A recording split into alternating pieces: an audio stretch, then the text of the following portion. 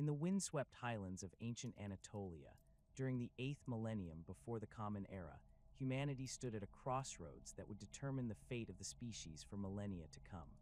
The shamans of this primordial age possessed abilities that modern imperial scholars would recognize as psychic powers, though crude and unfocused compared to the refined techniques later developed. These ancient mystics served as humanity's first line of defense against the predatory entities that lurked in the roiling depths of the immaterium, that parallel dimension of psychic energy and emotion that would later be known as the warp. The shamans had long understood that death was not the end for those blessed with psychic sensitivity. Upon physical death, their souls would journey into the warp, where they could continue to exist as discorporate entities. For countless generations, this cycle had continued unbroken, with the shamans reincarnating into new bodies while retaining fragments of their accumulated wisdom and power. This process allowed humanity's psychic guardians to grow stronger with each passing generation, building an ever more effective bulwark against the malevolent forces that sought to prey upon human souls. However, as humanity's numbers grew and their emotions intensified, the warp itself began to change. What had once been a relatively calm psychic realm gradually became more turbulent and dangerous. Predatory entities, drawn by the increasing psychic emanations of human consciousness, began to hunt the shaman's souls during their journey through the immaterium. These creatures, primitive precursors to the demons that would later plague mankind, devoured the shaman's essence before they could complete their reincarnation cycle. The shamans recognized this growing threat with mounting horror. Their numbers were dwindling with each passing generation, and they foresaw a time when humanity would be left defenseless against the predators of the warp. Without their protection, the human species would become easy prey for entities that fed on psychic energy and emotion. The shamans understood that desperate measures were required to preserve their guardianship of humanity. After extensive deliberation and consultation with the most powerful among their number, the shamans devised a plan of unprecedented scope and sacrifice. Rather than face extinction piecemeal, they would pool their collective souls into a single, impossibly powerful entity. This being would possess the accumulated wisdom, knowledge, and psychic might of thousands of shamans, creating an immortal guardian capable of protecting humanity throughout the ages. The ritual they conceived required the simultaneous death of every remaining shaman on Earth. In a coordinated act of self-sacrifice that spanned continents, these ancient protectors consumed lethal poisons, their bodies failing in perfect synchronization. As their souls departed their physical forms, they did not scatter into the warp as individual entities. Instead, guided by their collective will and the power of their ritual, the shaman's souls merged into a single, blazing point of psychic energy within the immaterium. This fusion created something entirely new in the galaxy's history. The combined essence of the shamans formed a soul of such incredible power and complexity that it could not be destroyed by the predatory entities of the warp. Instead, this merged consciousness became a beacon of human potential, a psychic entity of godlike proportions that possessed the accumulated memories and abilities of every shaman who had contributed to its creation. The newborn soul did not remain long in the warp.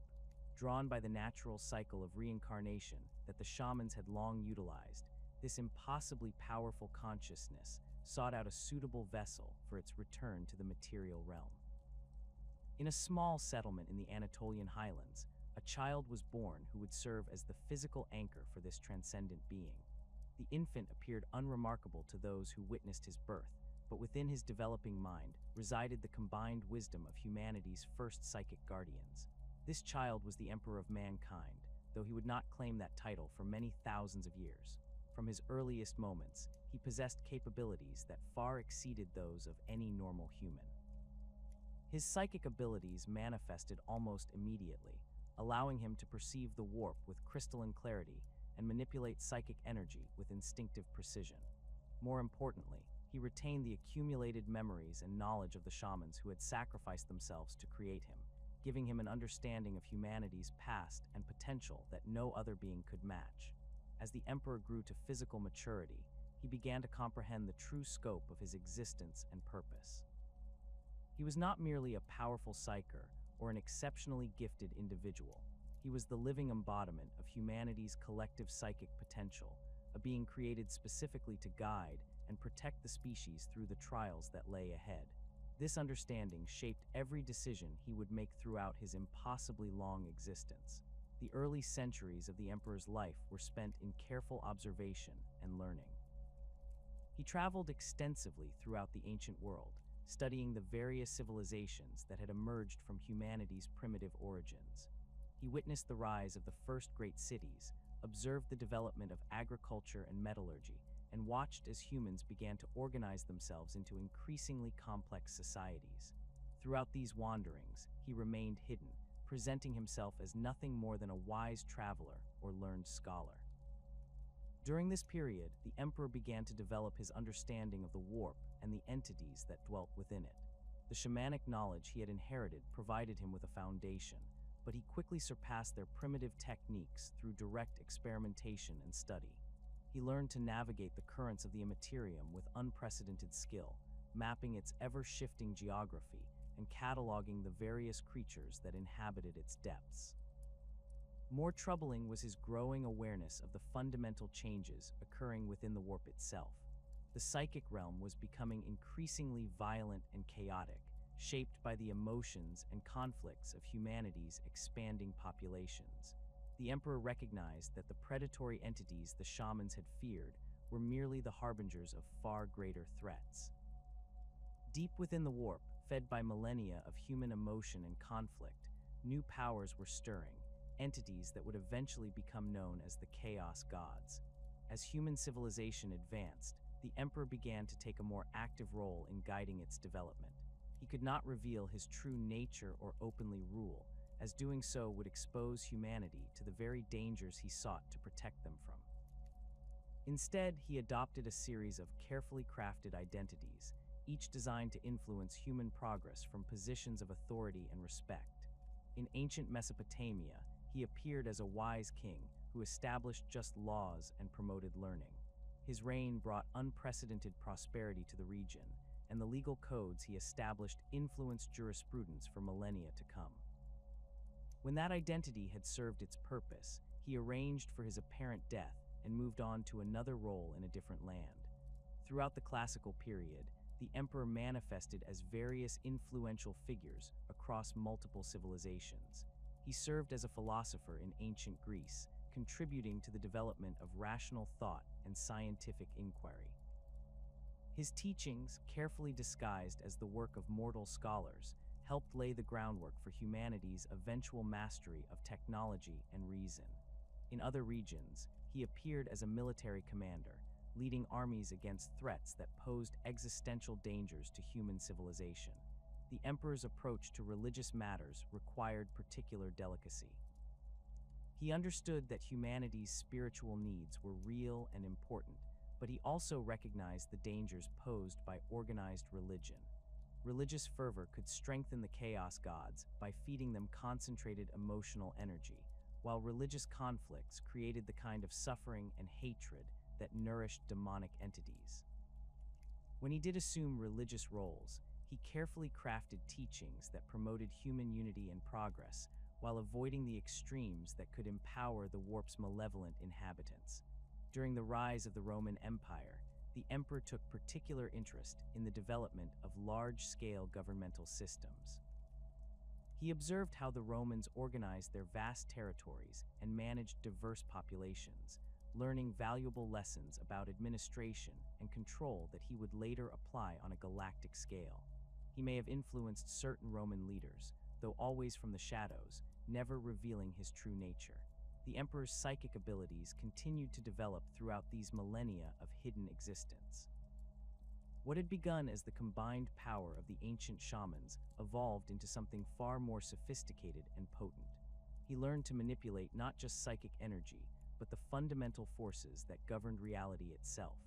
His mastery of biomancy allowed him to maintain his physical form in apparent youth for centuries at a time, while his telepathic abilities grew so refined that he could read the thoughts of entire populations without their awareness. Perhaps most importantly, the Emperor developed an unprecedented understanding of the relationship between between the material universe and the warp. He learned to perceive the threads of causality that connected events across space and time, allowing him to predict the consequences of actions with remarkable accuracy. This foresight became one of his most valuable tools, enabling him to guide human development along paths that would strengthen the species while minimizing their exposure to chaos. The Emperor also began to experiment with genetic manipulation during this period, though on a far smaller scale than his later works.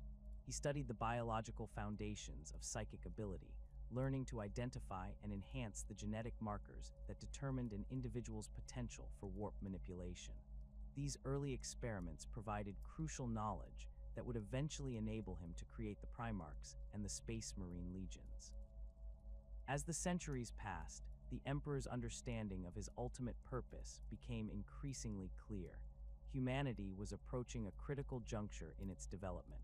The species' psychic potential was growing stronger with each generation, but this same growth was making them increasingly vulnerable to predation by chaos entities. The Emperor foresaw a time when humanity would need to transcend its current limitations and evolve into something greater, a psychic species capable of defending itself against the horrors of the warp. This vision of humanity's future shaped every aspect of the Emperor's long-term planning. He began to identify and preserve crucial technologies and knowledge that would be needed for humanity's eventual ascension. He established hidden repositories of information in locations across Terra, ensuring that vital secrets would survive even if human civilization collapsed. He also began to identify individuals with exceptional psychic potential, sometimes guiding their bloodlines across generations to preserve and strengthen their gifts. The Emperor's activities during the medieval period demonstrate his growing urgency about humanity's future. As the warp became increasingly turbulent and the first stirrings of the Age of Strife began to manifest, he took greater risks in his efforts to prepare humanity for the trials ahead. He appeared more frequently as influential figures, though always maintaining the careful balance between guidance and concealment that had served him for millennia.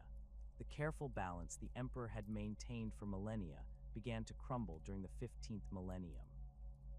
What started as isolated incidents of psychic disturbance gradually escalated into a catastrophe that would fundamentally reshape human civilization. The Age of Strife, as it would later be known, represented humanity's darkest hour since its emergence from the primordial caves of ancient Terra.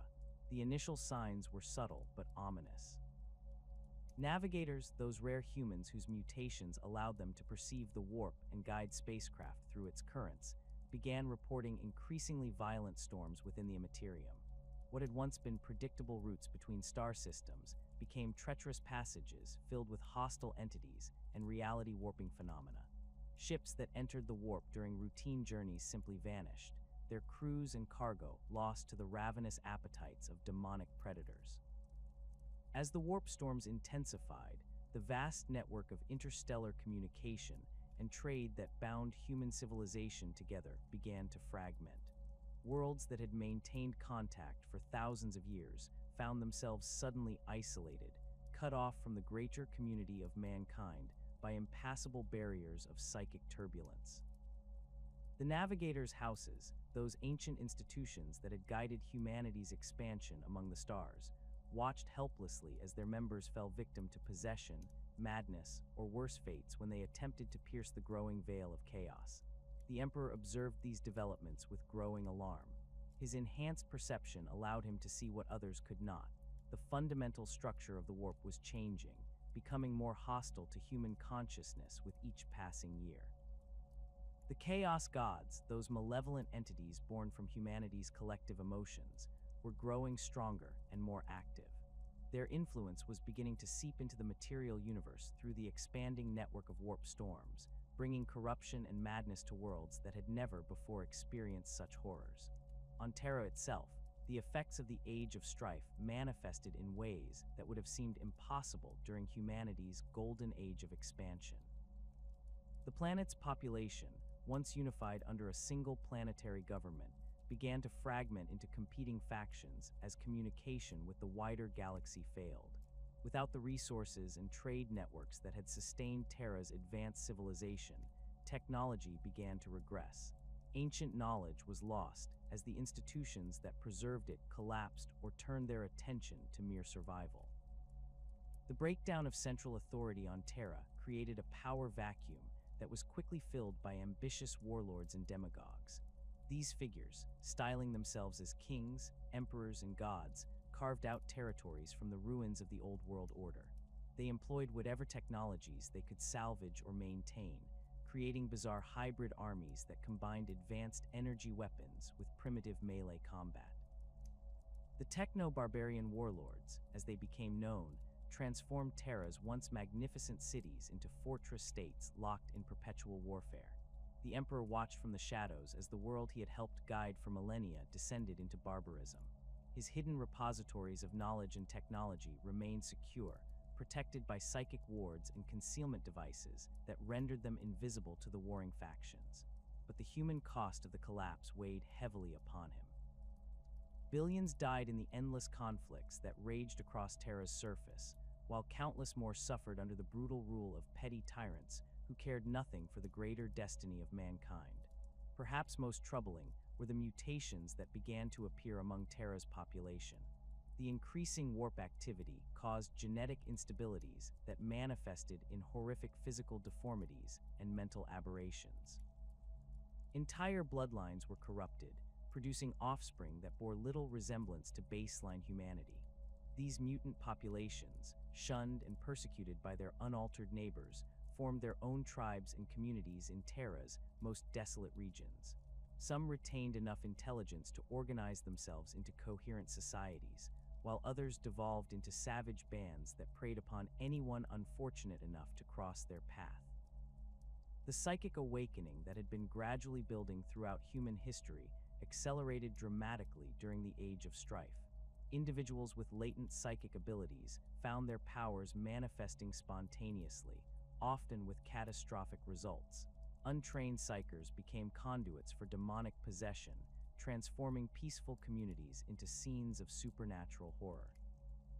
The phenomenon was so widespread that many human settlements instituted brutal purges of anyone suspected of possessing psychic abilities, leading to the persecution and death of countless innocents. The Emperor recognized that humanity stood at the brink of extinction. The species that had once spread across the galaxy was now trapped on isolated worlds, cut off from each other and vulnerable to the predations of chaos. On Terra, the situation was particularly dire. The techno-barbarian warlords showed no sign of unifying their fractured domains, while the mutant tribes grew stronger and more aggressive with each passing generation. If current trends continued, baseline humanity would either be wiped out entirely or so corrupted by chaos that it would become indistinguishable from the very enemies it sought to resist. After millennia of careful manipulation from the shadows, the Emperor made the momentous decision to reveal himself openly. The time for subtlety had passed. Humanity's survival now required direct intervention on a scale that would fundamentally alter the course of history. He began to make preparations for his emergence, drawing upon the vast resources and knowledge he had accumulated over the centuries. The Emperor's first step was to establish a secure base of operations from which to launch his campaign of unification. He selected a location in the Himalayan mountains, where the ancient peaks provided natural defenses and the thin atmosphere would deter casual intruders. Using advanced construction techniques that combined recovered Dark Age technology with his own innovations, he built a vast underground complex that would serve as both fortress and laboratory. This hidden facility became the birthplace of the Emperor's most ambitious project, the creation of an army capable of conquering Terra and reuniting humanity under a single banner. The Emperor understood that conventional forces would be insufficient for this task. The techno-barbarian warlords commanded armies equipped with advanced weapons and armor, while the mutant tribes possessed physical capabilities that far exceeded those of baseline humans. To defeat such enemies, he would need warriors who combined the best aspects of both. The Thunder Warriors represented the Emperor's first attempt at creating superhuman soldiers. Drawing upon his millennia of genetic research and his deep understanding of human biology, he began to design warriors who would surpass ordinary humans in every measurable category. The process was extraordinarily complex, requiring precise manipulation of genetic sequences and careful integration of artificial enhancements with natural biological systems. The Emperor's laboratories hummed with activity as he refined his techniques through countless experiments and iterations. Each Thunder Warrior was a unique creation, their genetic template carefully tailored to maximize their combat effectiveness while maintaining psychological stability. The augmentation process itself was brutal and dangerous, with many subjects dying during the transformation. Those who survived emerged as living weapons of unprecedented capability, standing nearly 3 meters tall and possessing strength that allowed them to crush steel with their bare hands. The Thunder Warriors were physically imposing, even by the standards of the Age of Strife. Their enhanced musculature and reinforced skeletal structure made them capable of surviving injuries that would kill ordinary humans, while their improved nervous systems granted them reflexes fast enough to dodge incoming projectiles. Most importantly, their minds remained fundamentally human, allowing them to think tactically and adapt to changing battlefield conditions. The Emperor equipped his Thunder Warriors with weapons and armor that matched their enhanced capabilities. The massive bolters they carried fired explosive shells, capable of punching through vehicle armor, while their power armor provided protection against all but the most devastating attacks. Each warrior was also trained in the use of melee weapons, as the Emperor recognized that close combat would play a crucial role in the battles to come. The Unification Wars began with a series of carefully planned strikes against isolated techno-barbarian strongholds. The Emperor personally led these initial assaults, his psychic abilities allowing him to coordinate his forces with supernatural precision. The sight of the golden armored figure striding through the battlefield, wielding powers that seemed to bend reality itself, had a profound psychological impact on both his enemies and his own warriors. The first major engagement occurred against the Pan-Pacific Empire, a techno-barbarian state that controlled much of the former Pacific Rim. The Empire's forces were well-equipped and disciplined, possessing advanced aircraft and armored vehicles that had been maintained since the Dark Age of technology. Their commanders were experienced veterans who had spent decades fighting similar conflicts, and they initially dismissed the Emperor's forces as just another upstart warlord's army. The Thunder Warriors shattered these preconceptions within hours of the battle's commencement. Moving with coordinated precision, they advanced through the Empire's defensive positions like an unstoppable tide of destruction. Their bolters tore through enemy infantry formations, while their enhanced strength allowed them to literally tear apart armored vehicles with their bare hands. The Empire's air support proved ineffective against warriors who could leap dozens of meters into the air and drag aircraft from the sky. The psychological impact of witnessing superhuman warriors in action proved as devastating as their physical capabilities. Empire soldiers who had faced death countless times found themselves paralyzed by terror as the Thunder Warriors carved through their ranks. Stories of the Golden Giant who led these impossible warriors spread throughout the Empire's territories, undermining morale and encouraging defections even before the Emperor's forces arrived. The conquest of the Pan-Pacific Empire established the pattern that would define the Unification Wars. The Emperor's forces would strike with overwhelming force and precision, targeting key strategic points while demonstrating their superhuman capabilities. Enemy commanders who surrendered were often incorporated into the growing imperial hierarchy, while those who resisted were eliminated without mercy. The Emperor showed no tolerance for those who would perpetuate Terra's division, understanding that any weakness or hesitation would only prolong the suffering of humanity. As news of the Emperor's victory spread, other techno-barbarian warlords began to take notice. Some attempted to form alliances against this new threat, while others sought to negotiate terms for their surrender. The Emperor evaluated each situation individually, sometimes accepting peaceful submission when it served his purposes, and other times making examples of those who opposed him to discourage further resistance. The mutant tribes presented a different kind of challenge. Unlike the techno-barbarians, who fought with recognizable tactics and equipment, the mutant populations had adapted to Terra's harsh environment in ways that made them unpredictable and dangerous. Some tribes had developed natural armor plating that that could deflect small arms fire, while others possessed venomous claws or the ability to see in complete darkness.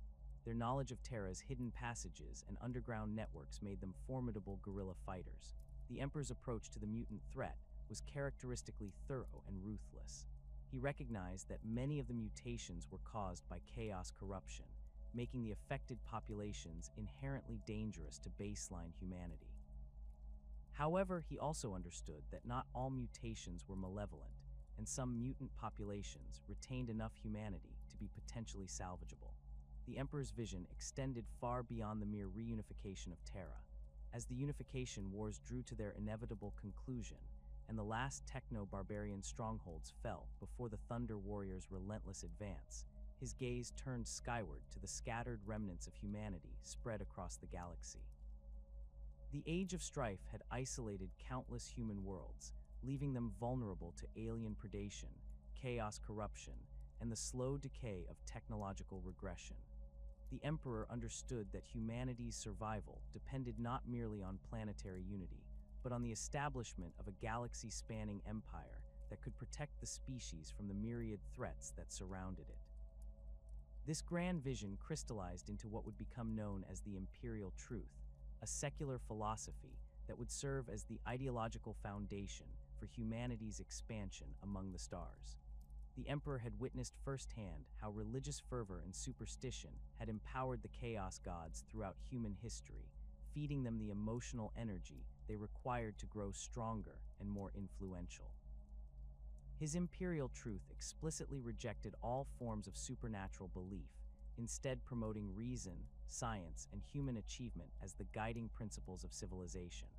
According to the Imperial Truth, humanity was destined to inherit the galaxy through its own efforts and abilities. There were no gods to worship, no supernatural forces to appease, and no mystical powers beyond the understanding of rational inquiry.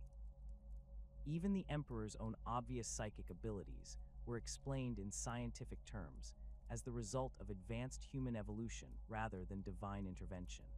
This careful reframing was essential to his long-term strategy, as widespread belief in his divinity would only strengthen the very chaos entities he sought to starve of worshipful energy. The secular empire the Emperor envisioned would be built upon the twin pillars of technological advancement and military might. Human colonies would be connected by reliable warp travel, protected by fleets of warships, and governed by rational administrators who understood their role as servants of humanity's greater destiny.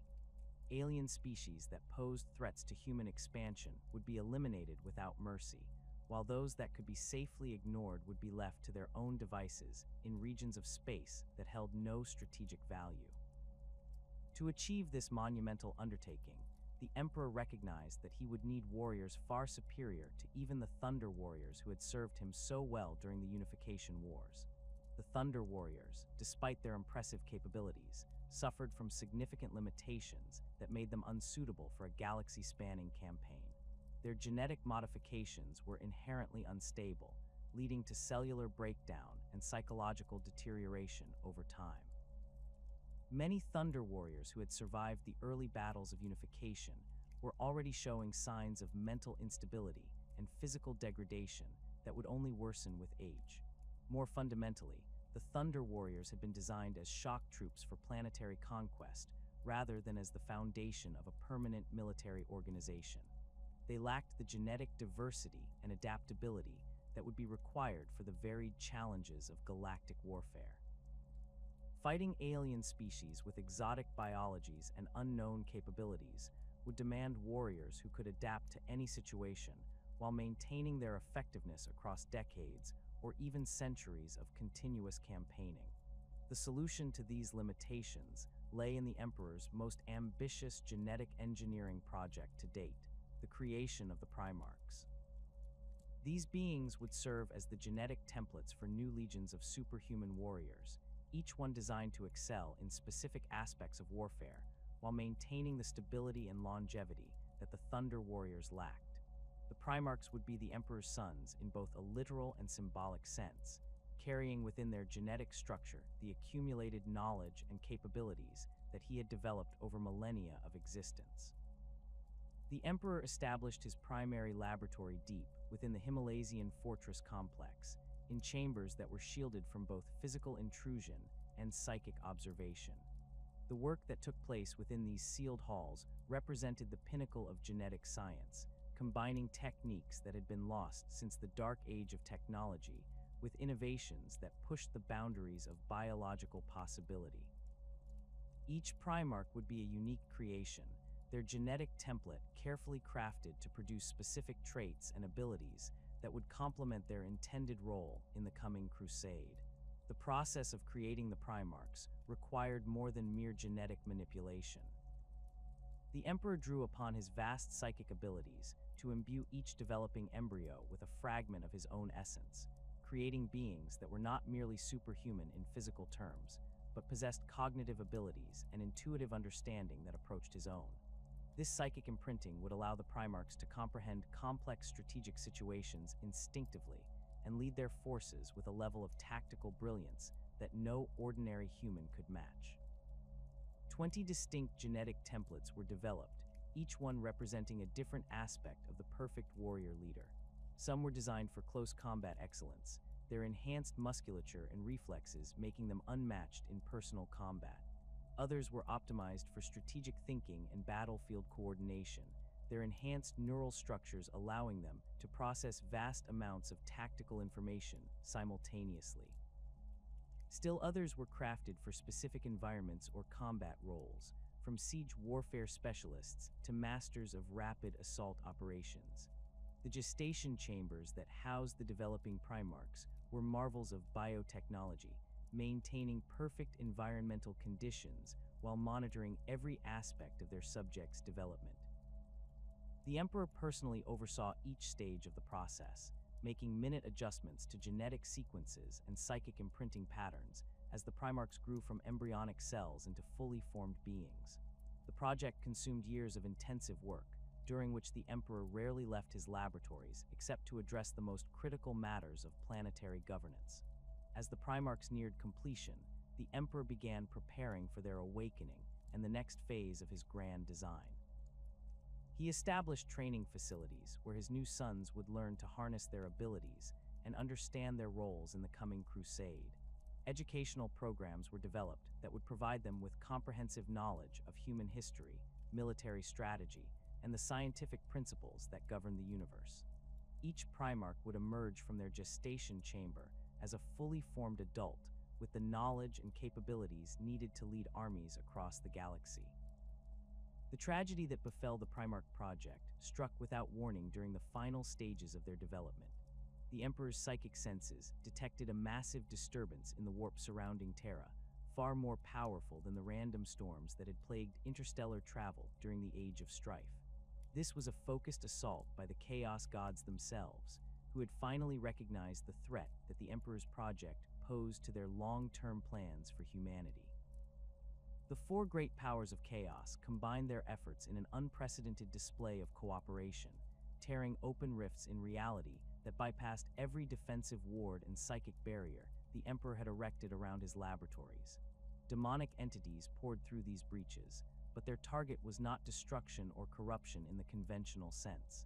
Instead, they sought to steal the Emperor's greatest creations before they could be awakened and deployed against the forces of chaos. The Emperor fought desperately to protect his work, wielding psychic powers that lit up the warp like a miniature star.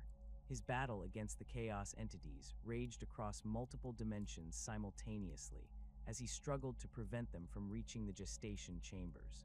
Despite his tremendous abilities, the combined might of all four chaos gods proved overwhelming. The demons succeeded in breaching the innermost sanctum of his laboratory and seizing the 20 gestation pods that contained the nearly completed Primarchs. The pods were hurled through the warp with such violence that they scattered across the entire galaxy, each one following a different trajectory through the chaotic currents of the immaterium. The Emperor's psychic connection to his creations allowed him to sense their dispersal, but the interference generated by the chaos assault made it impossible to track their specific destinations. His sons, who should have awakened in the safety of Terra under his direct guidance, would instead emerge on alien worlds far from their father's protection.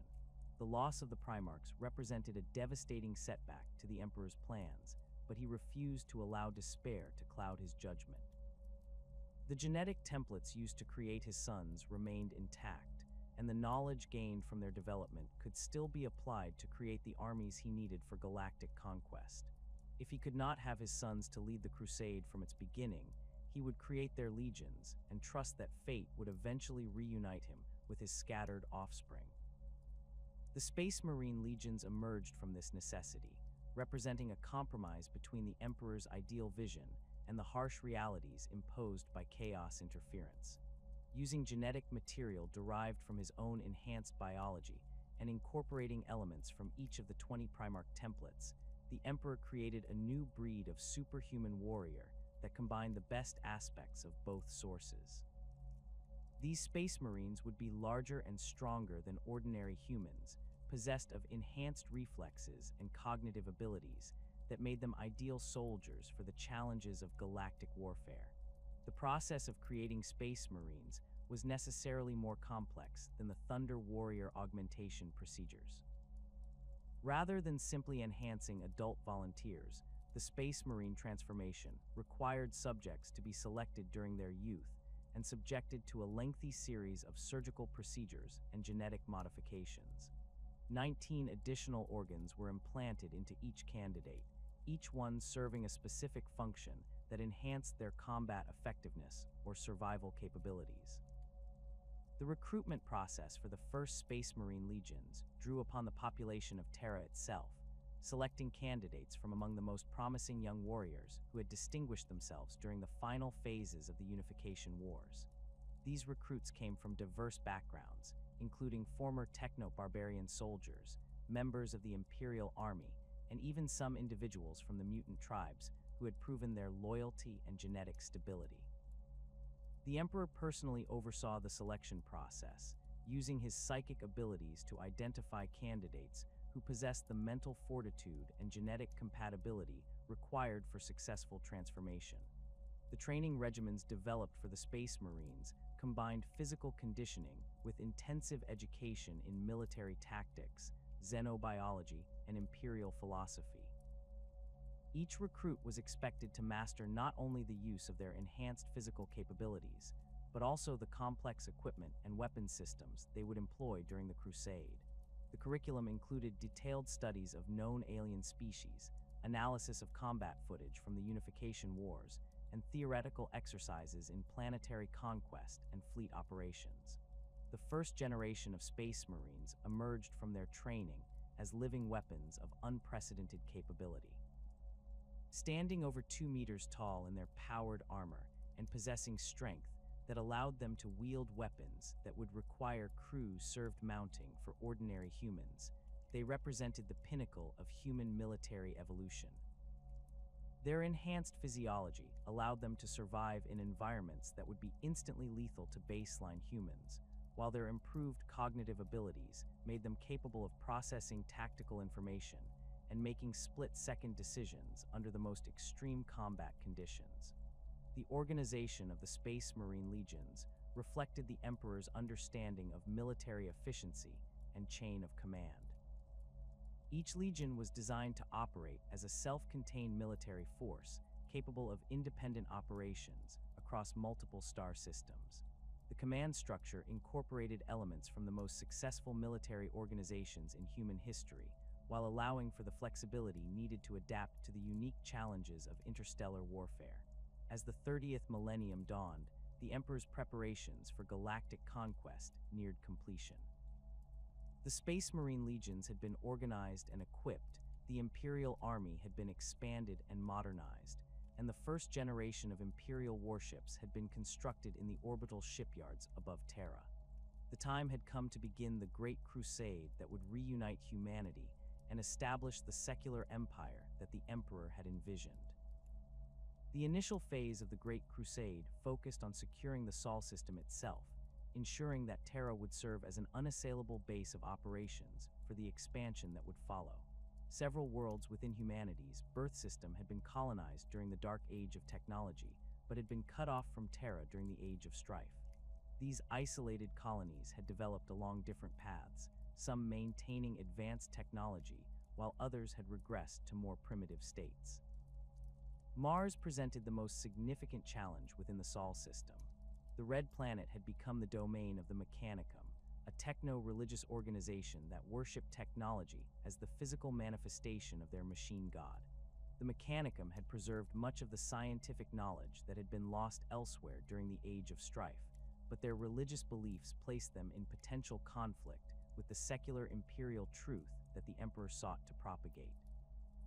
The Emperor recognized that the Mechanicum's technological expertise would be essential for the success of the Great Crusade. The forges of Mars produced weapons, vehicles, and starships that were far superior to anything that could be manufactured on Terra, while the Mechanicum's understanding of ancient technologies made them invaluable partners in the recovery and deployment of Dark Age artifacts. Rather than attempt to conquer Mars through military force, the Emperor chose to negotiate a treaty that would preserve the Mechanicum's autonomy while securing their cooperation in his grand enterprise. The Treaty of Mars established the foundation for a partnership that would endure throughout the Great Crusade and beyond. The Mechanicum would provide technological support and manufacturing capacity for the Imperial war machine, while the Emperor would respect their religious beliefs and allow them to maintain control over their forge worlds. This compromise required the Emperor to make concessions to his secular ideology, but he understood that pragmatic considerations sometimes outweighed ideological purity. The Emperor's psychic abilities transcended the conventional understanding of what was possible within the material universe. Where ordinary psychers might manipulate localized phenomena or peer briefly into the future, the Emperor wielded powers that operated on planetary and even stellar scales. His consciousness existed simultaneously across multiple dimensions, allowing him to perceive and influence events in both real space and the warp with equal facility. This dual existence represented something entirely unprecedented in galactic history, a being who could function as effectively in the psychic realm as in the physical universe. His precognitive abilities operated on temporal scales that dwarfed those of even the most gifted human seers. While navigator houses might glimpse fragments of possible futures spanning days or weeks, the Emperor could perceive potential timelines stretching across millennia. These visions were not simple prophecies, but complex probability matrices that accounted for countless variables and decision points. He could observe how individual choices might cascade through history, creating ripple effects that would influence the fate of entire civilizations thousands of years in the future. The Emperor's foresight revealed itself most clearly in his strategic planning for the Great Crusade. Each decision regarding legion deployment, compliance campaigns, and resource allocation was informed by his perception of how these actions would affect humanity's long-term survival. He could see which worlds would prove crucial to the Imperium's stability, which alien species posed genuine threats to human expansion, and which technologies would be essential for defending against future dangers. This temporal awareness allowed him to make preparations for threats that would not manifest for centuries, establishing contingencies and fail-safes that his contemporaries could not understand or appreciate. The scope of his telepathic powers extended far beyond individual mind reading into the realm of mass consciousness manipulation. During the Great Crusade, the Emperor could simultaneously maintain psychic contact with hundreds of his commanders across multiple star systems, coordinating their actions with precision that would have been impossible through conventional communication methods. His mental voice could reach across the galaxy instantaneously, bypassing the delays and distortions that plagued astropathic communication networks. More remarkably, the Emperor could influence the collective psyche of entire populations. When his forces arrived at non-compliant worlds, his psychic presence often manifested as an overwhelming sense of authority and inevitability that broke enemy resistance before the first shots were fired. Entire armies would lay down their weapons upon sensing his approach, not through coercion or fear, but through an instinctive recognition of his rightful dominance over human affairs. This ability proved particularly effective against human populations that had regressed to primitive states during the Age of Strife, as their ancestral memories retained echoes of humanity's original psychic guardians. The Emperor's mastery over reality manipulation reached levels that bordered on the divine, though he consistently rejected such characterizations in favor of scientific explanations.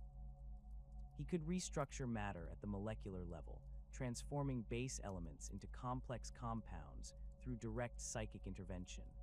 During the construction of the Imperial Palace, observers witnessed him literally willing entire sections of architecture into existence, their atomic structures materializing from ambient energy according to his mental blueprints. These feats were not mere displays of power, but practical applications of his understanding of the fundamental forces that governed physical reality.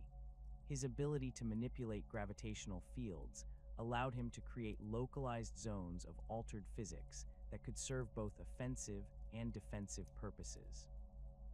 Enemy projectiles would curve away from their intended targets, while his own forces could move with supernatural speed and agility across battlefields where normal movement should have been impossible. The Emperor could generate gravitational lenses that focused stellar radiation into devastating energy beams, or create null gravity zones that trapped enemy aircraft and rendered their weapons ineffective. The Emperor's biological mastery represented perhaps his most sophisticated application of psychic power. His understanding of genetic structures and cellular processes operated at levels that transcended conventional biochemistry, allowing him to perceive and manipulate the fundamental patterns that determined biological form and function. This knowledge enabled him to heal grievous injuries through direct intervention in cellular regeneration processes, accelerating natural healing to the point where mortal wounds could be repaired within minutes. His genetic engineering capabilities emerged from this biological mastery, combining psychic manipulation with advanced scientific techniques to create entirely new forms of life. The process of creating the Primarchs required not only precise genetic modification, but also the infusion of psychic essence that would grant them capabilities beyond what mere genetics could provide. Each Primarch received a fragment of the Emperor's own consciousness, creating beings who possessed intuitive understanding of warfare, leadership, and human nature that could not be learned through conventional education. The creation of the Space Marine gene seed represented another application of this biological mastery. The Emperor designed 19 additional organs that would integrate seamlessly with human physiology, each one serving multiple functions while maintaining compatibility with the recipient's existing biological systems. The complexity of these modifications required constant psychic monitoring and adjustment during the implantation process, as the Emperor had to ensure that each organ would develop properly and function in harmony with the others. His understanding extended to the genetic level of compatibility between different human populations. The Emperor could identify which genetic lineages would produce the most suitable candidates for Space Marine transformation, often detecting hereditary traits that would not manifest for several generations. This foresight allowed him to establish recruitment protocols that would ensure a steady supply of compatible candidates throughout the Great Crusade, even as the legions expanded to encompass hundreds of thousands of warriors. The Emperor's mastery of warp technology surpassed even that of the ancient navigator houses and the most learned Mechanicum tech priests. His understanding of the Immaterium's fundamental nature allowed him to navigate its currents with unprecedented precision, creating stable corridors through regions of space that other travelers would consider impassable. During the Great Crusade, his presence aboard the flagship often reduced journey times by significant margins, as his psychic abilities could smooth the turbulent energies that normally made warp travel unpredictable and dangerous. His manipulation of warp energies extended to the creation of psychic constructs that could exist independently within the Immaterium.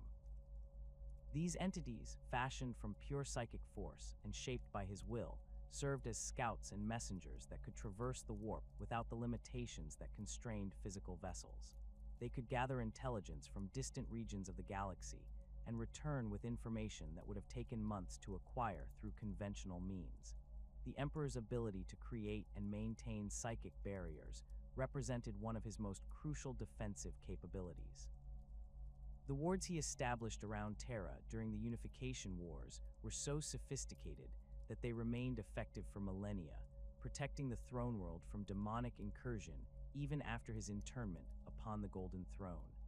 These barriers operated on multiple dimensional levels simultaneously, creating overlapping fields of protection that could deflect both physical and psychic attacks.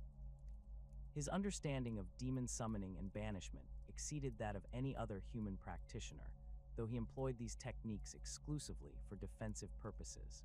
The Emperor could perceive the true names and binding patterns of demonic entities, allowing him to compel their retreat or destroy them entirely through focused psychic assault. His presence on a battlefield often caused lesser demons to flee without engaging, as they instinctively recognized a force capable of their complete annihilation.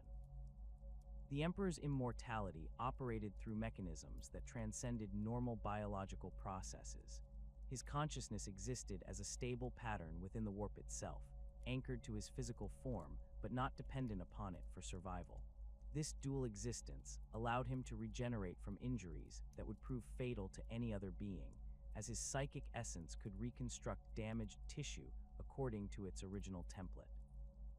Even complete physical destruction would not necessarily prove fatal, as his consciousness could theoretically reconstruct a new body given sufficient time and energy. His regenerative abilities manifested most dramatically during combat situations where he sustained severe injuries. Observers during the Great Crusade reported witnessing the Emperor recover from wounds that had severed limbs or penetrated vital organs, his flesh knitting itself back together within moments of being damaged. These healings were not merely cosmetic, but restored full functionality to damaged systems, suggesting that his regeneration operated at the cellular level rather than simply closing surface wounds. The Emperor's capacity to exist simultaneously in both real space and the warp created unique strategic advantages that he exploited throughout his campaigns. He could maintain his physical presence on a battlefield while simultaneously projecting his consciousness across vast distances to coordinate other operations.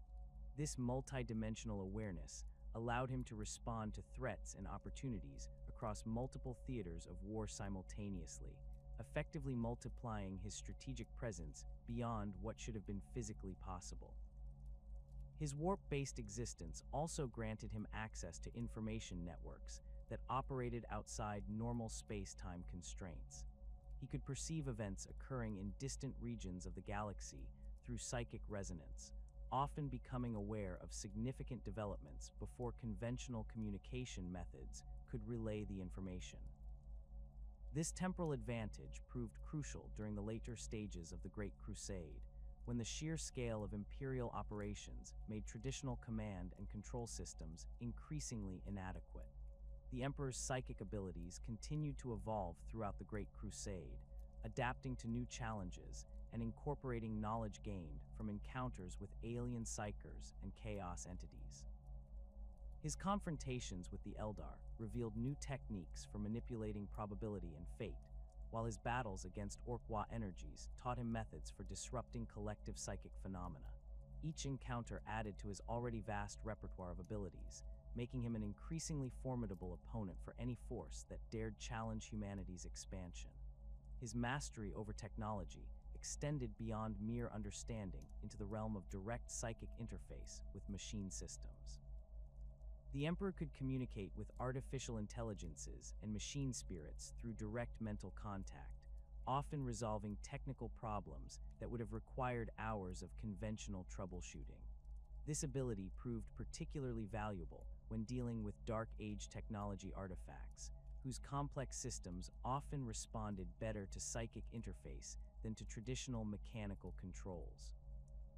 The creation of the Astronomicon represented perhaps the Emperor's most ambitious application of psychic power for practical purposes.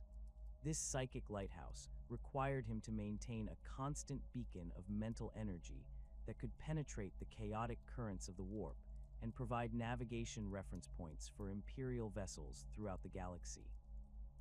The power requirements for such a feat exceeded the capabilities of any other known psyker, demanding a level of sustained psychic output that would have burned out lesser minds within moments. The genetic templates that would eventually become the Primarchs represented the culmination of the Emperor's millennia-long study of human biology and psychic potential. Each of the 20 genetic patterns he crafted in his Himalaysian laboratories contained not merely enhanced physical characteristics, but fragments of his own psychic essence carefully woven into their developing consciousness. This process created beings who were simultaneously his biological offspring and extensions of his own supernatural abilities, designed to serve as both military commanders and living embodiments of humanity's evolutionary potential. The psychic bond between the Emperor and his Primarch sons operated on levels that transcended conventional understanding of genetic inheritance.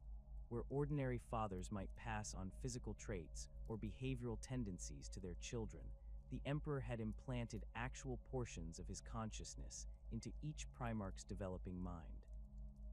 This connection manifested as an intuitive understanding of warfare, leadership, and human nature that could not be acquired through education or experience alone. Each Primarch possessed an innate comprehension of their intended role in the Great Crusade, even though they would awaken on alien worlds far from their father's direct guidance. The 20 distinct genetic templates reflected the Emperor's strategic analysis of the challenges that would face humanity during its galactic expansion. Some Primarchs were optimized for siege warfare, their enhanced intellects capable of analyzing complex fortifications and devising methods to breach seemingly impregnable defenses. Others were designed as masters of rapid assault, their genetic modifications emphasizing speed, aggression, and the ability to strike decisive blows before enemies could organize effective resistance. Still others were crafted for specialized environments or combat roles, from void warfare specialists to experts in counterinsurgency operations. The Emperor's design philosophy for each Primarch incorporated not only their intended military function, but also the psychological profiles that would make them effective leaders of the Space Marine legions. He understood that commanding superhuman warriors across decades of continuous campaigning would require individuals who possessed both tactical brilliance and the charismatic authority necessary to maintain discipline and morale under extreme conditions. Each Primarch received genetic modifications that enhanced their natural leadership abilities, making them instinctively capable of inspiring loyalty and coordinating complex military operations. The tragic scattering of the Primarchs across the galaxy by the Chaos Gods created circumstances that would profoundly influence their development and eventual reunion with their father. Rather than awakening in the controlled environment of Terra under the Emperor's direct supervision, each Primarch found themselves on worlds with unique cultures, challenges, and environmental conditions that shaped their personalities and abilities in ways the Emperor had not anticipated. This uncontrolled development introduced variables into their psychological makeup that would have far-reaching consequences for the Great Crusade. The rediscovery process began during the early decades of the Great Crusade, as Imperial expeditionary fleets encountered worlds where the Emperor's psychic senses detected the unmistakable presence of his lost sons. The reunion of each Primarch with their father represented a moment of profound significance, as the psychic bond that had been severed by their scattering was reestablished and strengthened. These encounters varied dramatically in their circumstances and emotional impact, reflecting both the individual personalities that had developed during their separation and the specific conditions of their respective worlds. Horus was the first Primarch to be discovered, found on the world of Thonia, where he had risen to become the dominant gang leader in a society built around mining operations and tribal warfare. His natural charisma and tactical brilliance had allowed him to unite the fractious gangs under his leadership, demonstrating the leadership qualities that the Emperor had designed into his genetic template. The reunion between father and son was marked by immediate mutual recognition and respect, as Horus instinctively understood his role in the Emperor's grand design, while the emperor recognized in his son the qualities that would make him the ideal war master. The discovery of each subsequent Primarch followed similar patterns of psychic recognition and emotional reunion, though the specific circumstances varied widely based on the conditions they had encountered on their adoptive worlds. Leman Russ had become a legendary warrior king among the tribal societies of Fenris, his savage upbringing tempering his genetic modifications with a fierce independence and loyalty to his chosen pack. Ferrus Manus had mastered the technological mysteries of Medusa, his hands replaced with living metal that demonstrated his affinity for the mechanical arts that would define his legion's character. The emperor approached each reunion with careful consideration of his son's individual development and the psychological adjustments that would be necessary to integrate them into the Great Crusade's command structure. He understood that these beings, while genetically his offspring, had developed distinct personalities and worldviews during their formative years that could not simply be overwritten or ignored. The process of reintegration required delicate handling to preserve their individual strengths while ensuring their loyalty to the imperial cause. Some Primarchs adapted more readily to their reunion with their father and their new role in the Great Crusade. Guilliman had already established a functioning interstellar empire on Ultramar, demonstrating administrative and strategic capabilities that aligned perfectly with the Emperor's vision for post-conquest governance. His adoption of imperial ideals was seamless, as his own philosophical development had led him to conclusions that closely paralleled the imperial truth. The Emperor recognized in Guilliman a son who could serve not only as a military commander, but as a model for how conquered worlds should be integrated into the growing Imperium. Other Primarchs presented greater challenges in their reintegration process. Angron had been discovered as a gladiator slave on New Syria, his psyche scarred by the butcher's nails implants that had been forced into his brain by his captors. The cybernetic devices enhanced his aggression and combat effectiveness, but at the cost of his emotional stability and capacity for strategic thinking. The Emperor's decision to extract Angron from New Syria, without allowing him to complete his rebellion alongside his fellow gladiators, created a resentment that would never fully heal, as the Primarch felt that his father had abandoned his closest companions to death and slavery. The Emperor's relationship with each Primarch reflected his understanding of their individual psychological needs and the strategic requirements of their assigned roles. With sons like Horus and Sanguinius, he maintained close personal relationships that emphasized their importance to his grand design and their special status among their brothers.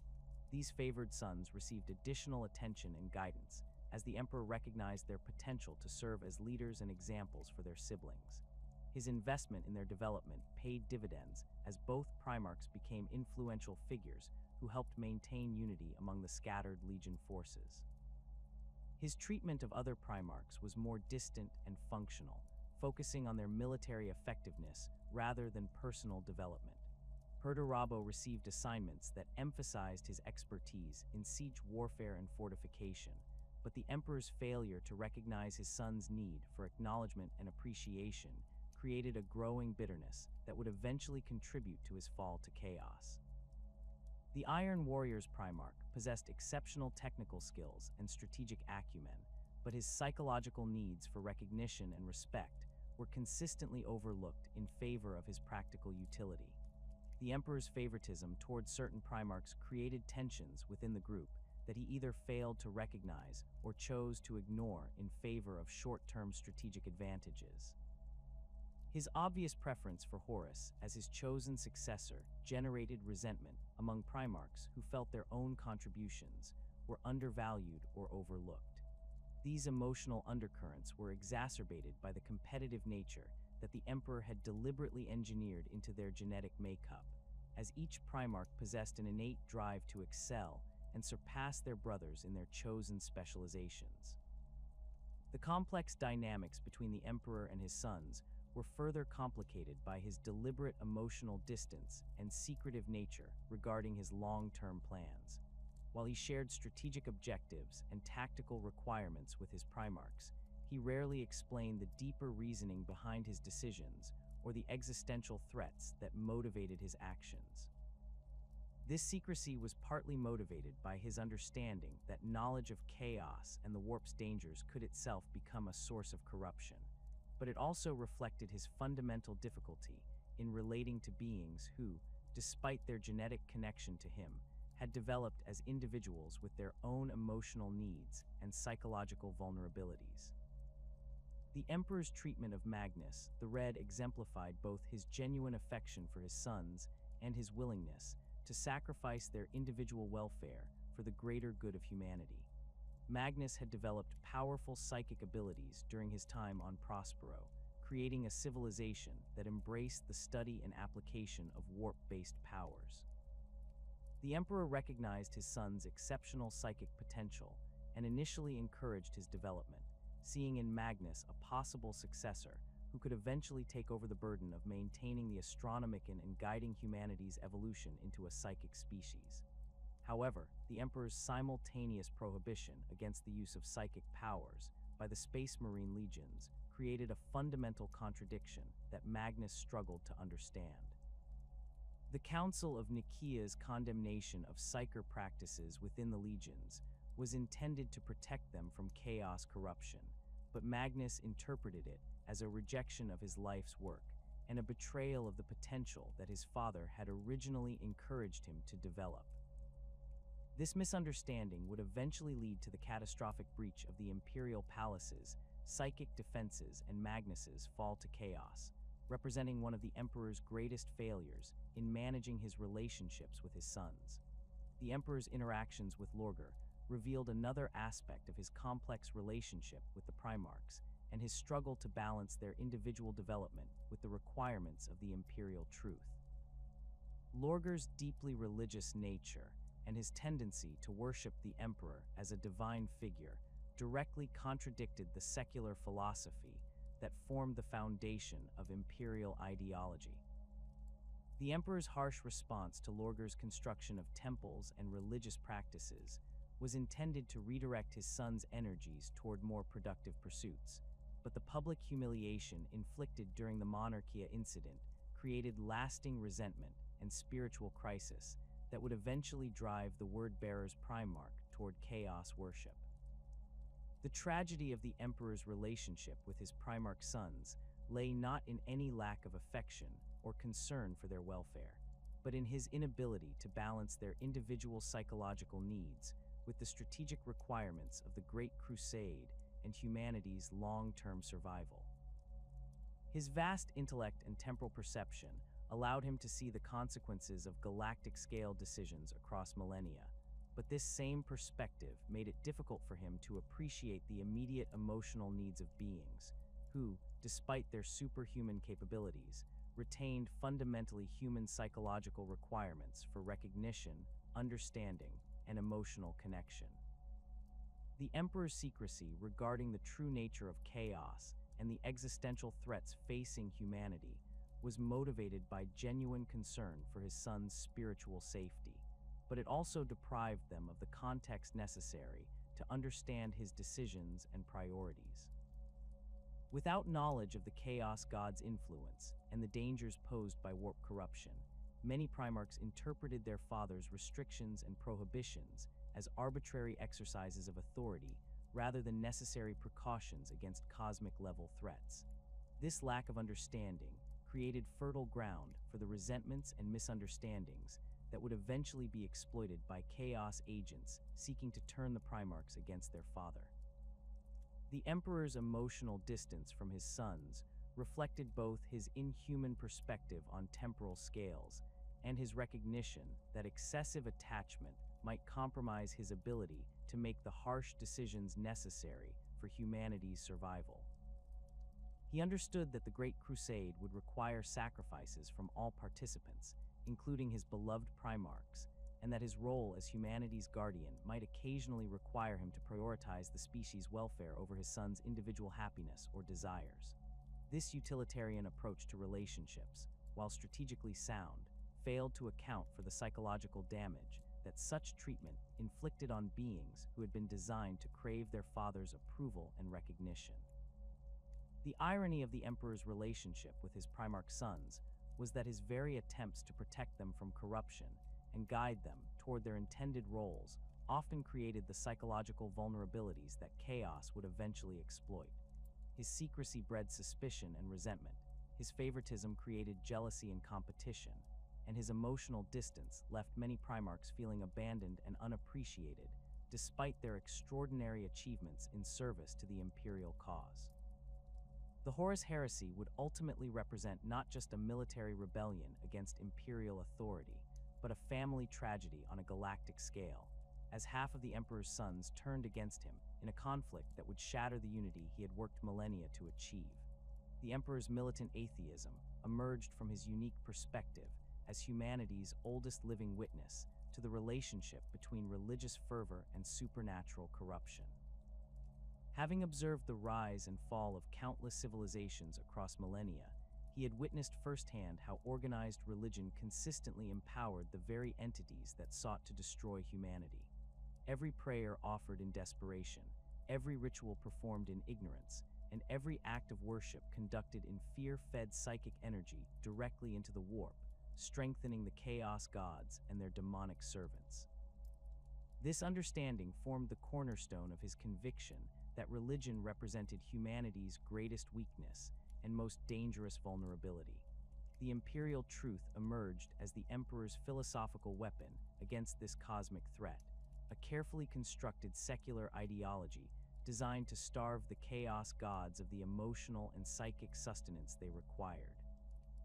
According to this doctrine, the universe operated according to natural laws that could be understood through rational inquiry and scientific investigation.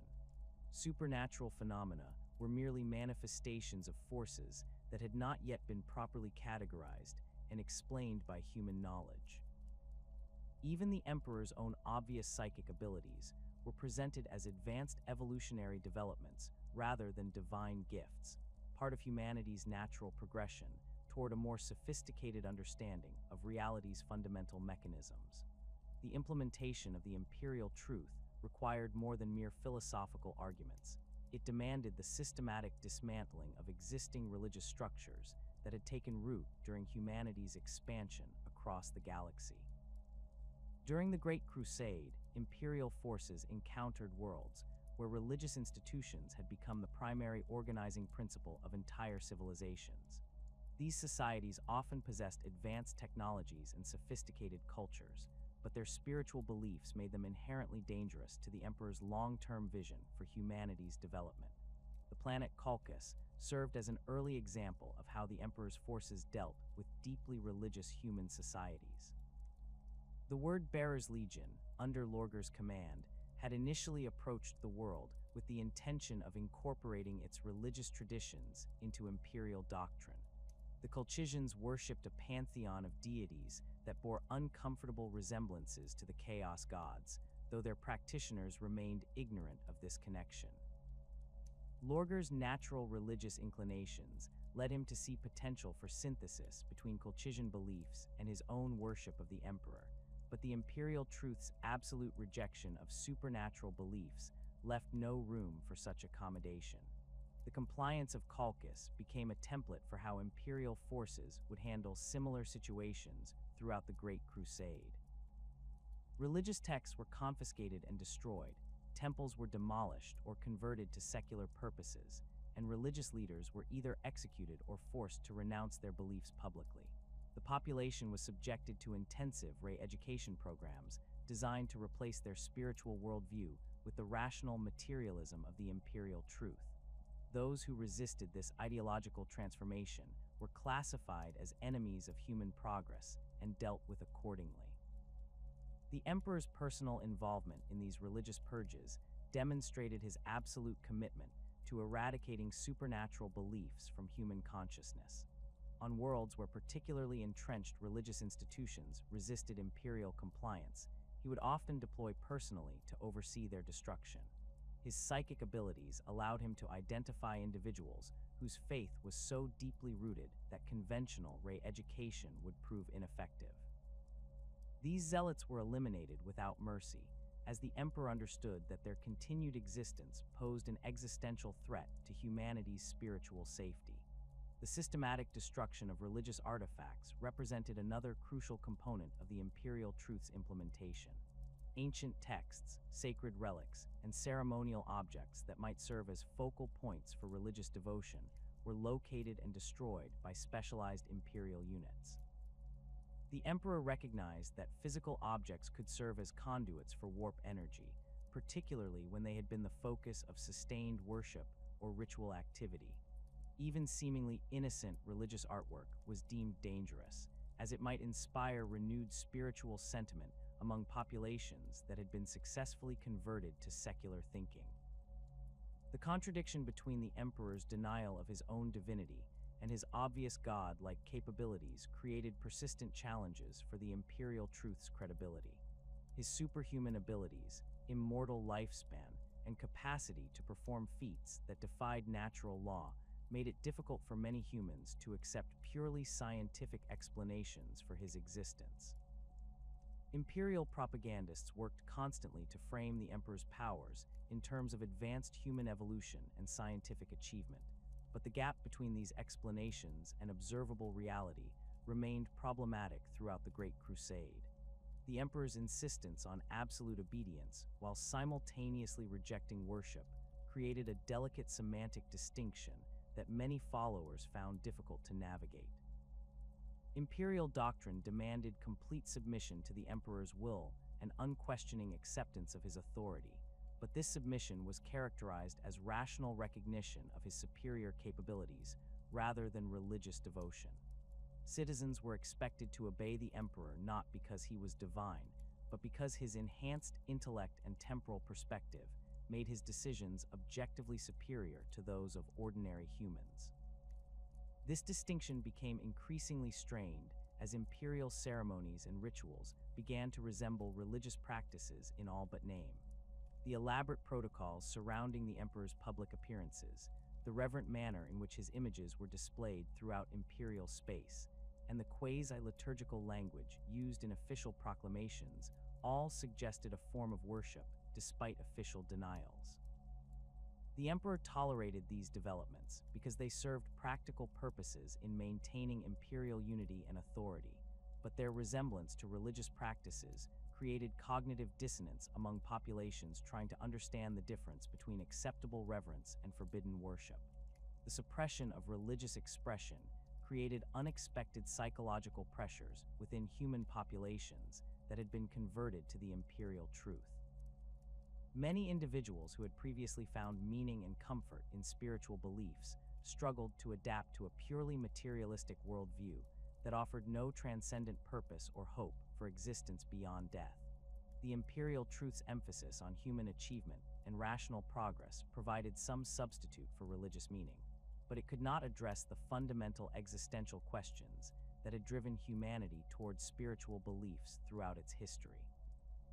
These psychological vulnerabilities became apparent during the later stages of the Great Crusade, as imperial forces encountered increasing instances of chaos corruption among populations that had been successfully converted to secular thinking.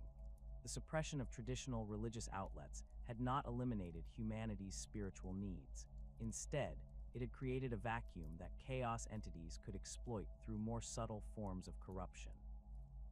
Individuals who had been denied conventional religious expression became susceptible to chaos cults that presented themselves as scientific societies or philosophical movements rather than explicitly supernatural organizations. The planet Davin illustrated how the imperial truth's limitations could be exploited by chaos agents seeking to corrupt imperial forces. The world's population had been successfully converted to secular thinking and integrated into the imperial system, but underlying spiritual tensions remained unresolved. When chaos cultists established themselves on Davin, they avoided overt religious symbolism in favor of presenting their beliefs as advanced scientific theories about the nature of reality. This approach proved devastatingly effective, as it bypassed the psychological defenses that imperial indoctrination had established against traditional religious corruption.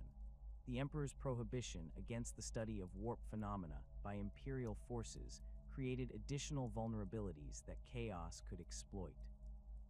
The imperial truth's insistence that supernatural phenomena were merely misunderstood natural forces prevented imperial scholars and military personnel from developing effective defenses against chaos corruption. Without proper understanding of how demonic entities operated or how warp energy could be manipulated, imperial forces remained vulnerable to threats that they were forbidden to acknowledge or study. The Council of Nicaea represented the Emperor's most comprehensive attempt to address the growing problem of psychic corruption within the Space Marine legions, while maintaining the integrity of the imperial truth. The Council was convened to determine whether the legions should be permitted to employ psychers and study warp-based phenomena, or whether such activities posed unacceptable risks to imperial forces. The Emperor's decision to prohibit psychic practices within the legions reflected his understanding that untrained psychers could serve as conduits for demonic possession, but it also demonstrated the limitations of the imperial truth's approach to supernatural threats. Magnus the Red's passionate defense of psychic study at the Council of Nicaea highlighted the fundamental contradiction at the heart of the imperial truth. The Thousand Sons Primarch argued that understanding warp phenomena was essential for defending against chaos corruption, and that ignorance would leave humanity vulnerable to threats they could not recognize or counter. His arguments possessed considerable merit from a purely tactical standpoint, but they conflicted with the Emperor's determination to prevent any form of supernatural belief from taking root within imperial forces. The Emperor's rejection of Magnus's arguments and his prohibition of psychic practices created resentment among those legions that had previously employed psychers effectively. The White Scars, Space Wolves, and other legions were forced to abandon techniques that had served them well during compliance campaigns, leaving them feeling handicapped in their military effectiveness.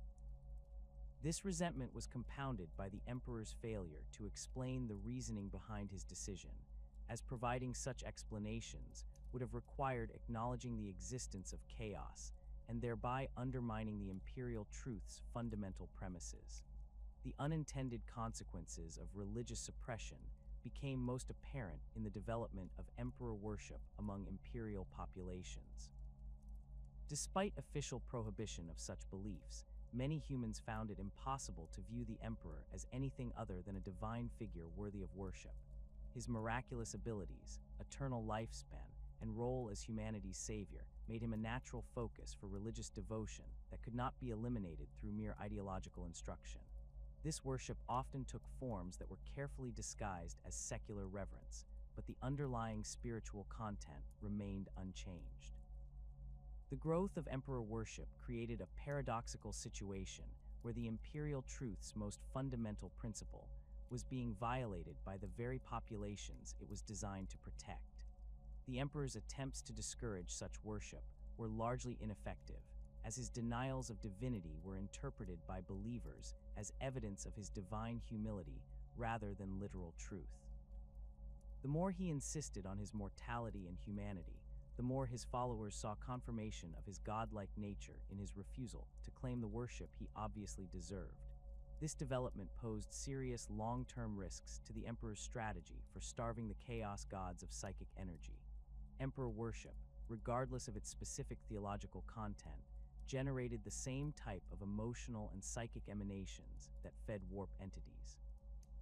While the emperor himself might not be corrupted by such worship, the psychic energy it produced could be intercepted and consumed by chaos entities seeking to strengthen themselves at humanity's expense. The imperial truth's failure to prevent emperor worship represented a fundamental flaw in the emperor's approach to protecting humanity from chaos corruption. The military effectiveness of imperial forces was also compromised by their ignorance of chaos threats and supernatural phenomena. Commanders who encountered obviously demonic entities were forced to classify them as unknown alien species or unexplained natural phenomena, preventing them from developing appropriate tactical responses.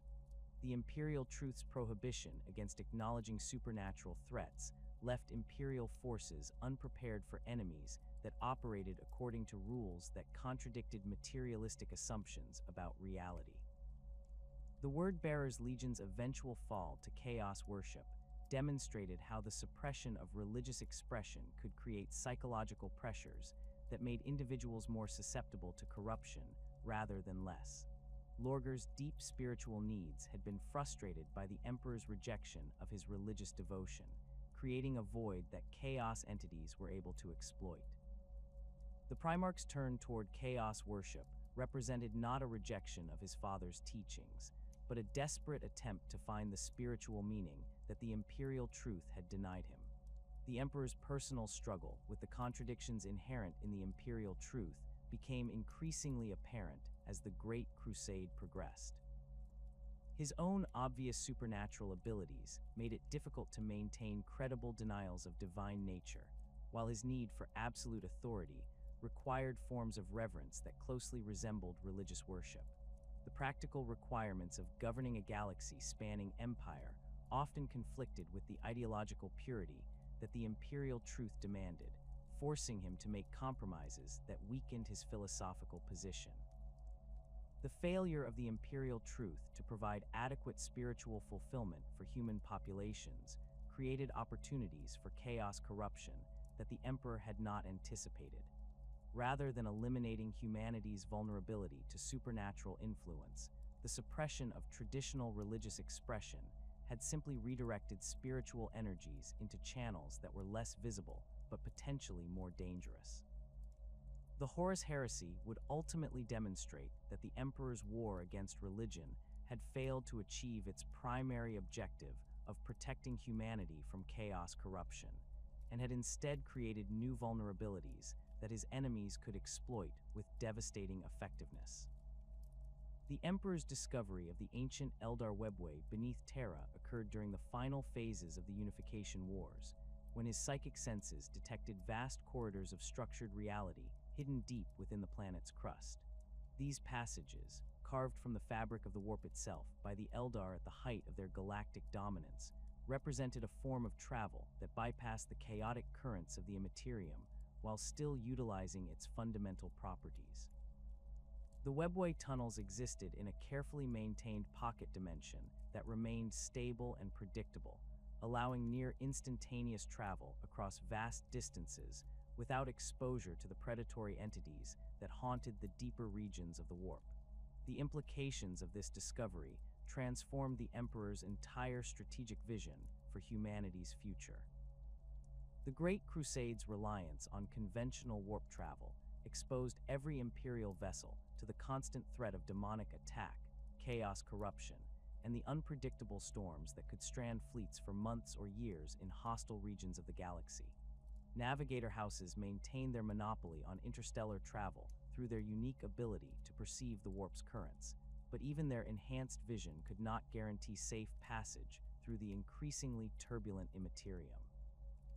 The webway offered an alternative that would free humanity from these limitations and provide a secure foundation for the species' continued expansion.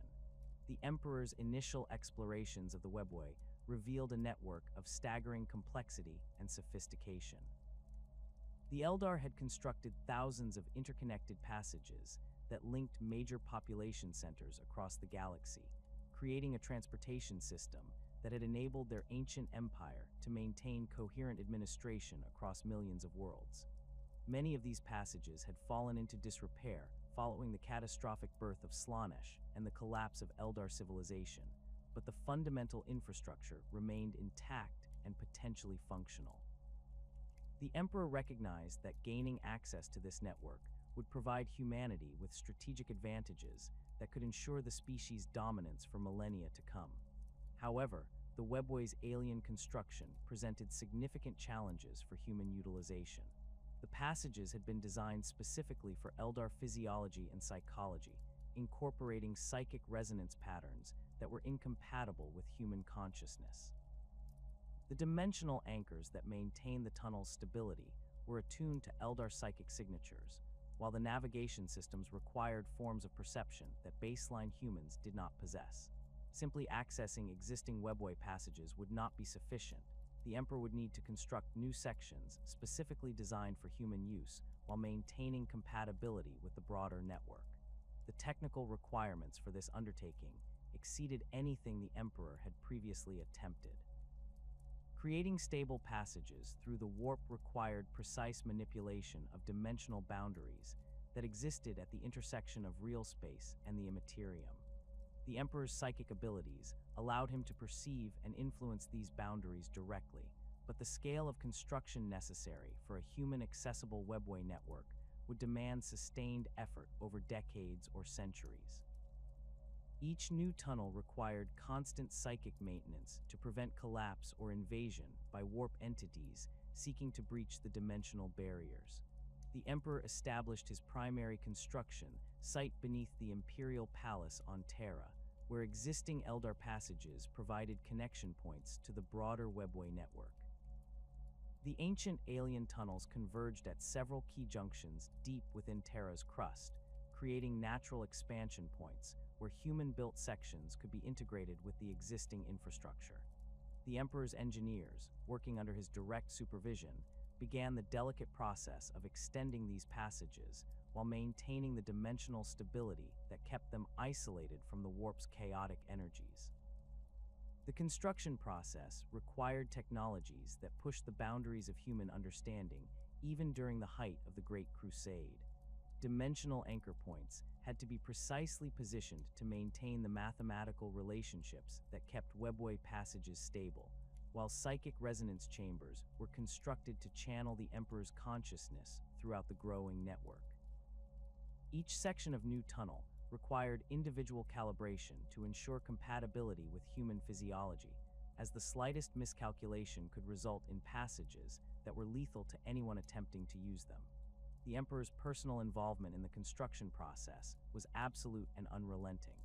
His consciousness existed simultaneously throughout the developing network, maintaining the psychic barriers that prevented warp entities from detecting or infiltrating the new passages. This constant vigilance required him to dedicate enormous portions of his mental capacity to the project, limiting his ability to personally oversee other aspects of the Great Crusade. The demands of webway construction forced him to rely increasingly on his Primarch sons and other subordinates to manage military operations while he focused on humanity's long-term survival. The scale of psychic effort required for the webway project became apparent as construction progressed beyond the initial experimental phases.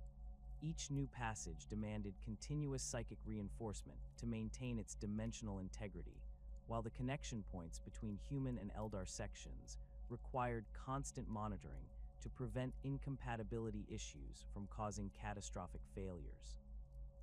The Emperor found himself functioning as a living keystone for the entire network, his consciousness spread across thousands of kilometers of interdimensional passages that existed only through his sustained will.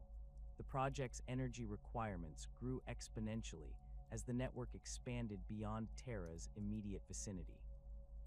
Creating passages that could reach other star systems required the Emperor to project his psychic influence across interstellar distances while maintaining the precise control necessary to prevent dimensional collapse.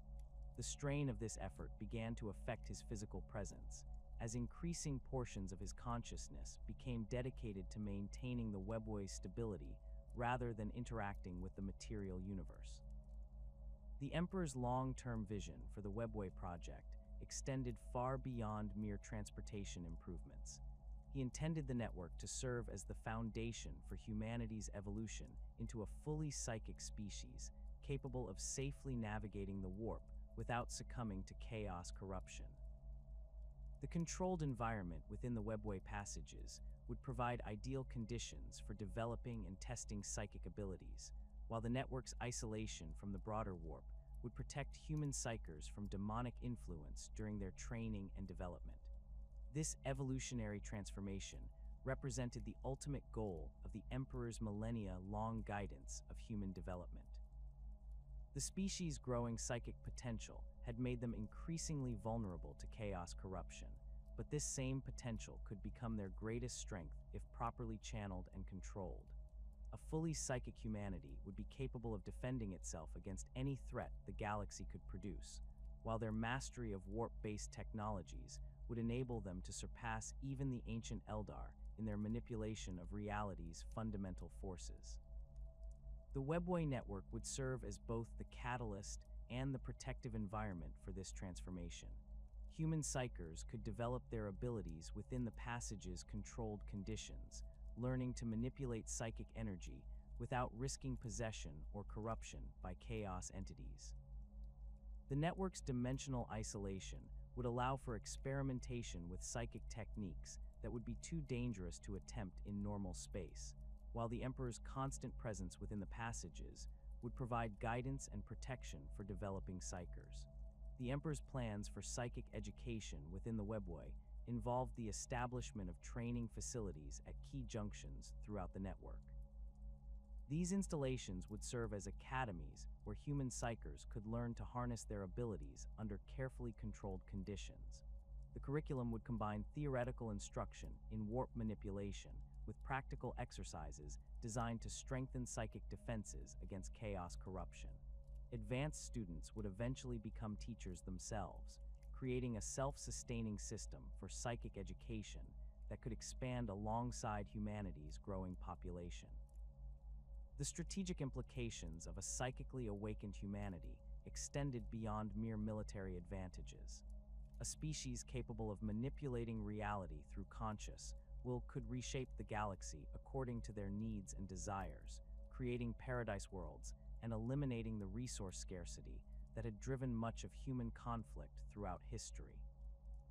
The Emperor envisioned human psychers working in concert to terraform entire star systems, creating optimal conditions for human habitation while eliminating the environmental challenges that had limited population growth on many imperial worlds.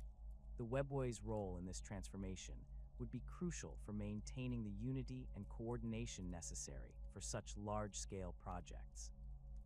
Psychic communication through the network would enable instantaneous coordination between human populations across the galaxy, eliminating the communication delays that had plagued previous attempts at galactic governance.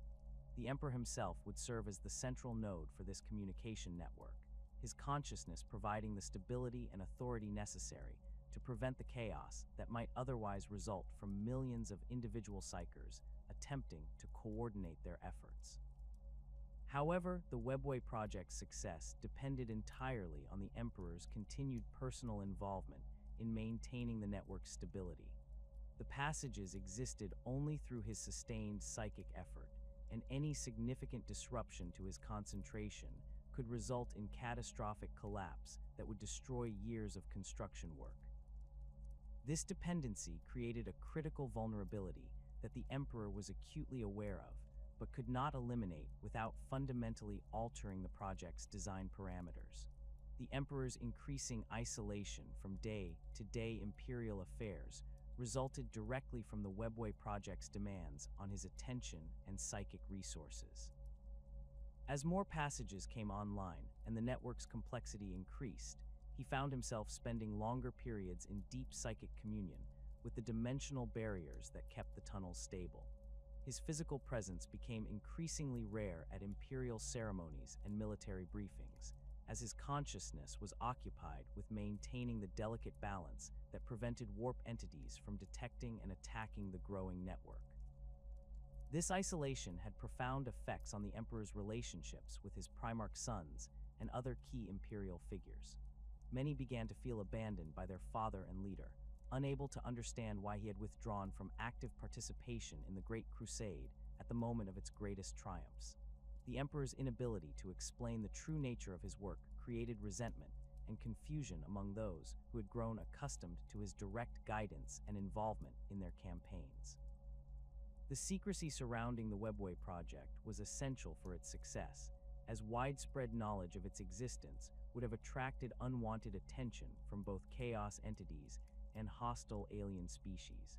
The Emperor could not risk revealing his plans even to his most trusted subordinates, as any leak of information could result in attacks specifically designed to disrupt the construction process. This necessary secrecy further increased his isolation and contributed to the growing sense among imperial leadership that their master had lost interest in the empire he had spent millennia building.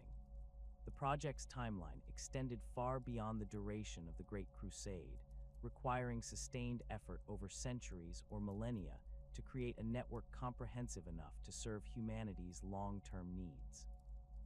The Emperor understood that the initial phases of construction would need to be completed before humanity's psychic evolution reached critical levels, as uncontrolled psychic awakening could result in massive chaos corruption if suitable protective measures were not already in place. The race between the project's completion and humanity's natural psychic development created enormous pressure to accelerate construction regardless of the personal cost to the Emperor himself. The webway's potential to revolutionize human civilization extended beyond transportation and communication to encompass fundamental changes in how the species related to the physical universe.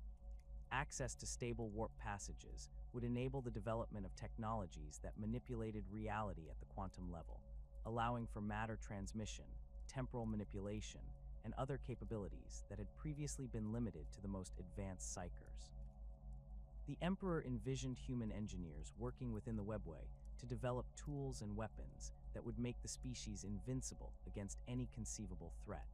The project's success would also eliminate humanity's dependence on the navigator houses and their monopoly over interstellar travel. The webway network would provide reliable transportation that did not require specialized genetic mutations or decades of training to utilize safely.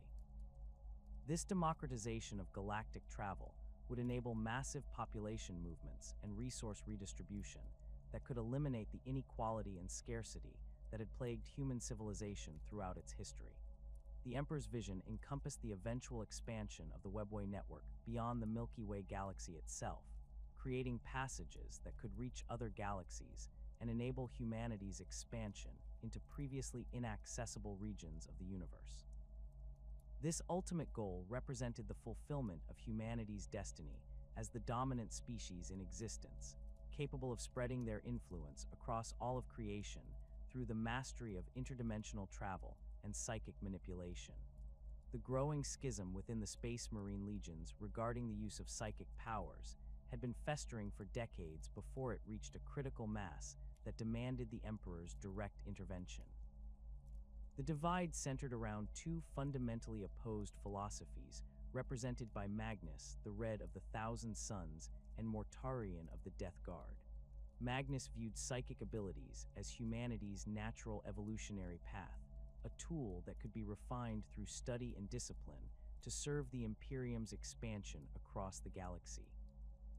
His Thousand Suns had developed sophisticated techniques for channeling warp energy, creating battle psychers whose abilities complemented their already formidable combat capabilities with devastating psychic attacks and defensive barriers. Mortarion's position reflected a deep-seated revulsion toward anything connected to the warp and its chaotic energies. The Death Guard Primarch had witnessed firsthand the corruption that psychic powers could bring, having fought against the necromantic overlords of Barbarus, who wielded similar abilities to maintain their tyrannical rule over his adoptive homeworld. His experiences had convinced him that any use of warp-based powers inevitably led to corruption and damnation, regardless of the user's intentions or precautions. The Death Guard maintained strict prohibitions against psychers within their ranks, viewing such individuals as potential vectors for the very corruption they had sworn to combat. The debate between these opposing viewpoints had spread throughout the legions, creating factions that supported either unrestricted psychic development or complete prohibition of warp-based abilities. The White Scars employed their Stormseers in traditional shamanic roles that predated their integration into the Imperium, while the Space Wolves maintained their Rune Priests, who claimed their powers derived from Fenris itself rather than the warp. Other legions found themselves internally divided, with some companies embracing psychic techniques while others rejected them entirely, creating operational inconsistencies that threatened unit cohesion during joint campaigns.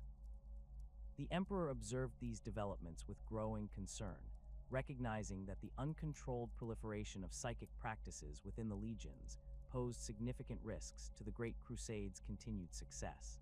His own experiences with warp entities and chaos corruption had taught him that untrained psychers could serve as conduits for demonic possession, potentially turning entire space marine companies into unwitting servants of humanity's greatest enemies.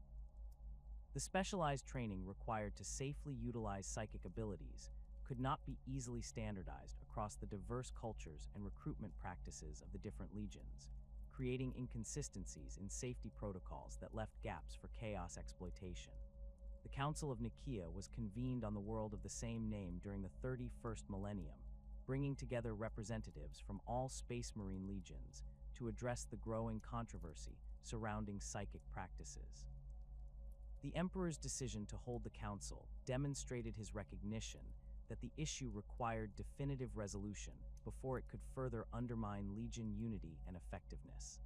The gathering included not only the Primarchs and their senior commanders, but also representatives from the Imperial Army, the Mechanicum, and other key Imperial institutions that would be affected by any decision regarding psychic warfare.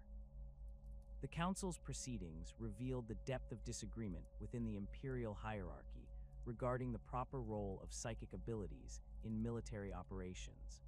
Magnus, the Red, presented detailed arguments supporting the continued development of psychic techniques, citing numerous examples of how Thousand Sons battle psychers had contributed to successful compliance campaigns. He demonstrated advanced psychic abilities during his presentations, showing how properly trained psychers could neutralize enemy fortifications, disrupt alien communication networks, and provide tactical advantages that conventional weapons could not match. His arguments emphasized the scientific approach that the Thousand Sons had developed for studying warp phenomena, presenting psychic abilities as natural forces that could be understood and controlled through rational inquiry.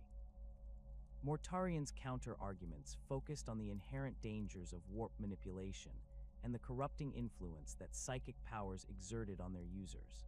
He presented evidence of psyker-related incidents throughout the Great Crusade, documenting cases where untrained or inadequately supervised psychers had succumbed to possession or madness during combat operations.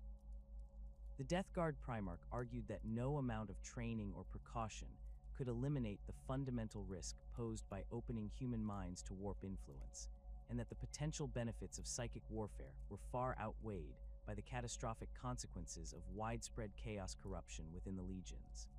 The Emperor listened to both sides of the debate with apparent neutrality, allowing each faction to present their arguments without immediate judgment or commentary. His silence during the proceedings created tension among the assembled delegates, as many had expected him to provide clear guidance on an issue that had divided the legions for decades. The Primarchs, who had developed close relationships with their father, searched his expression for hints of his eventual decision, but the Emperor's features remained impassive throughout the lengthy presentations and heated exchanges between opposing factions. The Council's deliberations extended over several days, with detailed examinations of specific incidents where psychic abilities had either contributed to Imperial victories or resulted in catastrophic failures. The Thousand Sons presented case studies of successful psychic operations, while the Death Guard documented instances of corruption and possession that had required extensive purification efforts to contain. Other legions contributed their own experiences, creating a comprehensive record of how psychic practices had affected Imperial military operations across hundreds of worlds and dozens of compliance campaigns. The Emperor's final pronouncement came without warning or preliminary discussion, delivered in a tone that brooked no argument or appeal. The Edict of Nicaea, as it became known, prohibited the use of psychic powers by Space Marine legions with immediate effect. All librarian departments were to be disbanded, psychic training programs terminated, and battle psychers reassigned to conventional combat roles within their respective legions. The edict applied universally to all legions regardless of their previous practices or cultural traditions, eliminating the inconsistencies that had created operational problems during joint campaigns. The Emperor's decision shocked many of the assembled delegates, particularly those from legions that had successfully integrated psychic abilities into their combat doctrines. Magnus, the Red, was visibly devastated by the ruling, having invested decades of effort in developing the Thousand Sons' psychic capabilities and believing that his father shared his vision of humanity's psychic evolution. The Crimson King's reaction revealed the depth of his commitment to psychic development and his inability to understand how the Emperor could reject what seemed like humanity's natural evolutionary path. The implementation of the Edict of Nicaea proceeded with characteristic imperial efficiency, though not without significant resistance from affected legions. The Thousand Sons faced the most dramatic changes, as their entire military doctrine had been built around the integration of psychic and conventional warfare techniques. Magnus struggled to adapt his legion's tactics to comply with the new restrictions while maintaining their effectiveness in combat operations. Many Thousand Sons battle brothers found themselves reassigned to roles that did not utilize their years of psychic training, creating morale problems and operational inefficiencies that persisted long after the edict's implementation. Other legions adapted more successfully to the new restrictions, though not without cost. The White Scars discontinued their Stormseer traditions, while the Space Wolves were forced to redefine their Rune Priests' roles to avoid explicit violation of the edict. Some legions interpreted the restrictions narrowly, maintaining that certain practices fell outside the edict's scope if they could be classified as cultural traditions rather than formal psychic training. These semantic distinctions created ongoing tensions with imperial oversight authorities who were tasked with ensuring compliance with the Emperor's decree.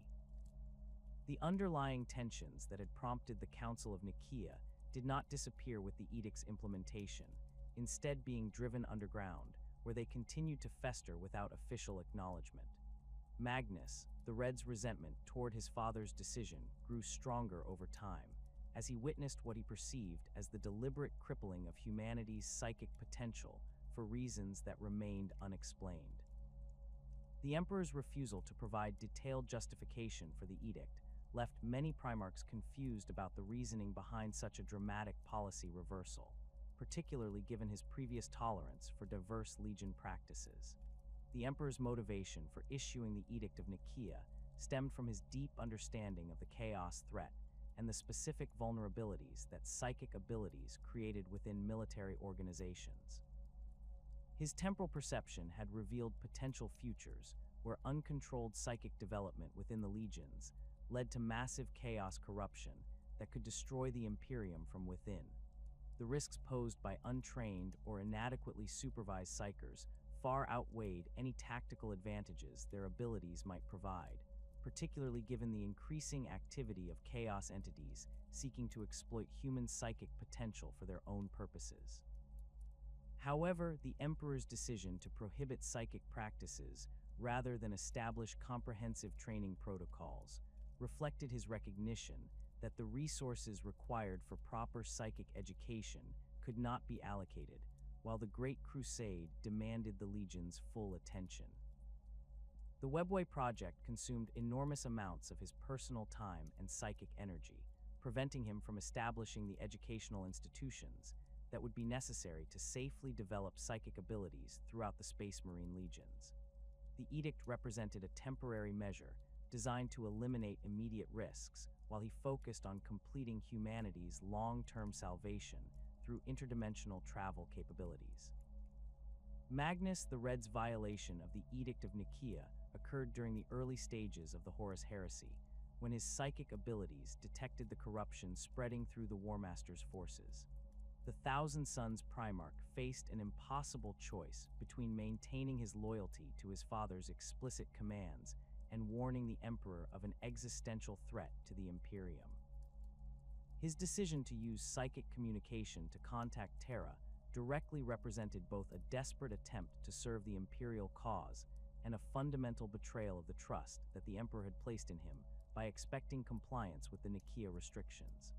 The psychic message that Magnus projected across the galaxy required him to channel enormous amounts of warp energy through his consciousness, creating a beacon of psychic activity that was visible to entities throughout the Immaterium. His attempt to reach the Emperor's mind directly necessitated piercing the psychic barriers that protected Terra from chaos intrusion, barriers that had been carefully constructed over decades to prevent exactly the kind of breach that Magnus was attempting to create. The Crimson King's desperation to warn his father of Horus's treachery blinded him to the catastrophic consequences of his actions.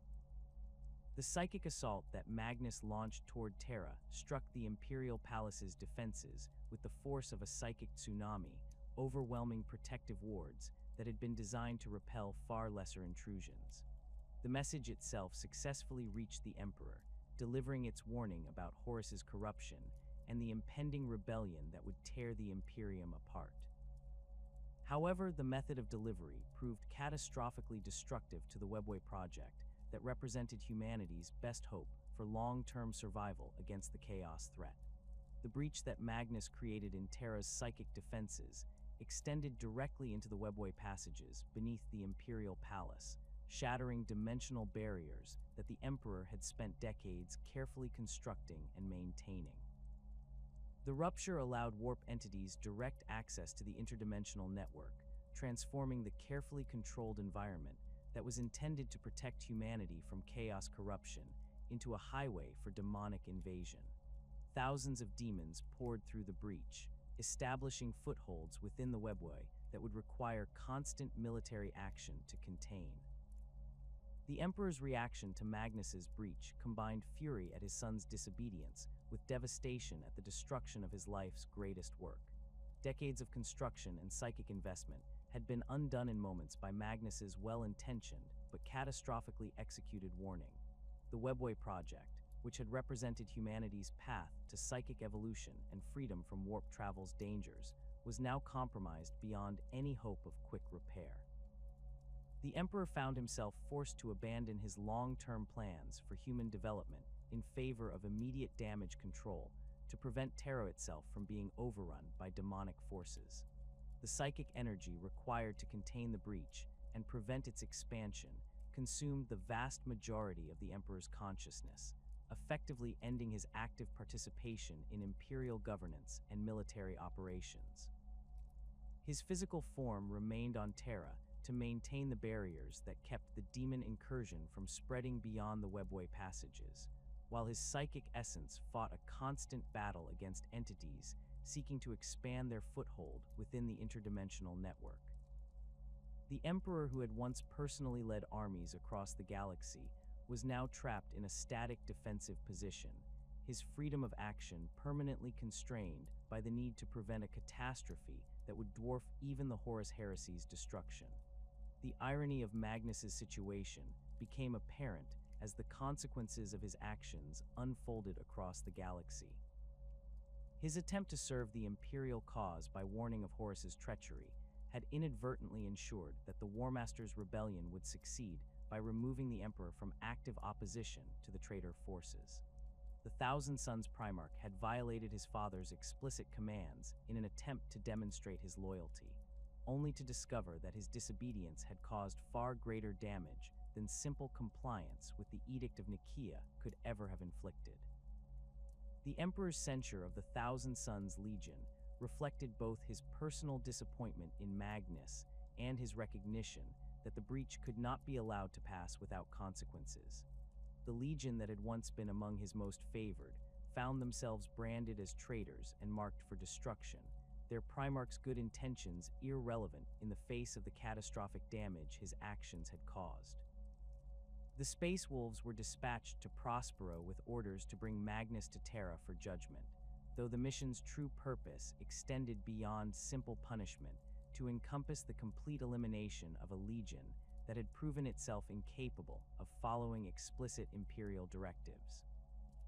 The burning of Prospero marked the beginning of the Emperor's complete withdrawal from the Great Crusade's active prosecution, though the galaxy would not understand the true reasons for his absence until it was far too late.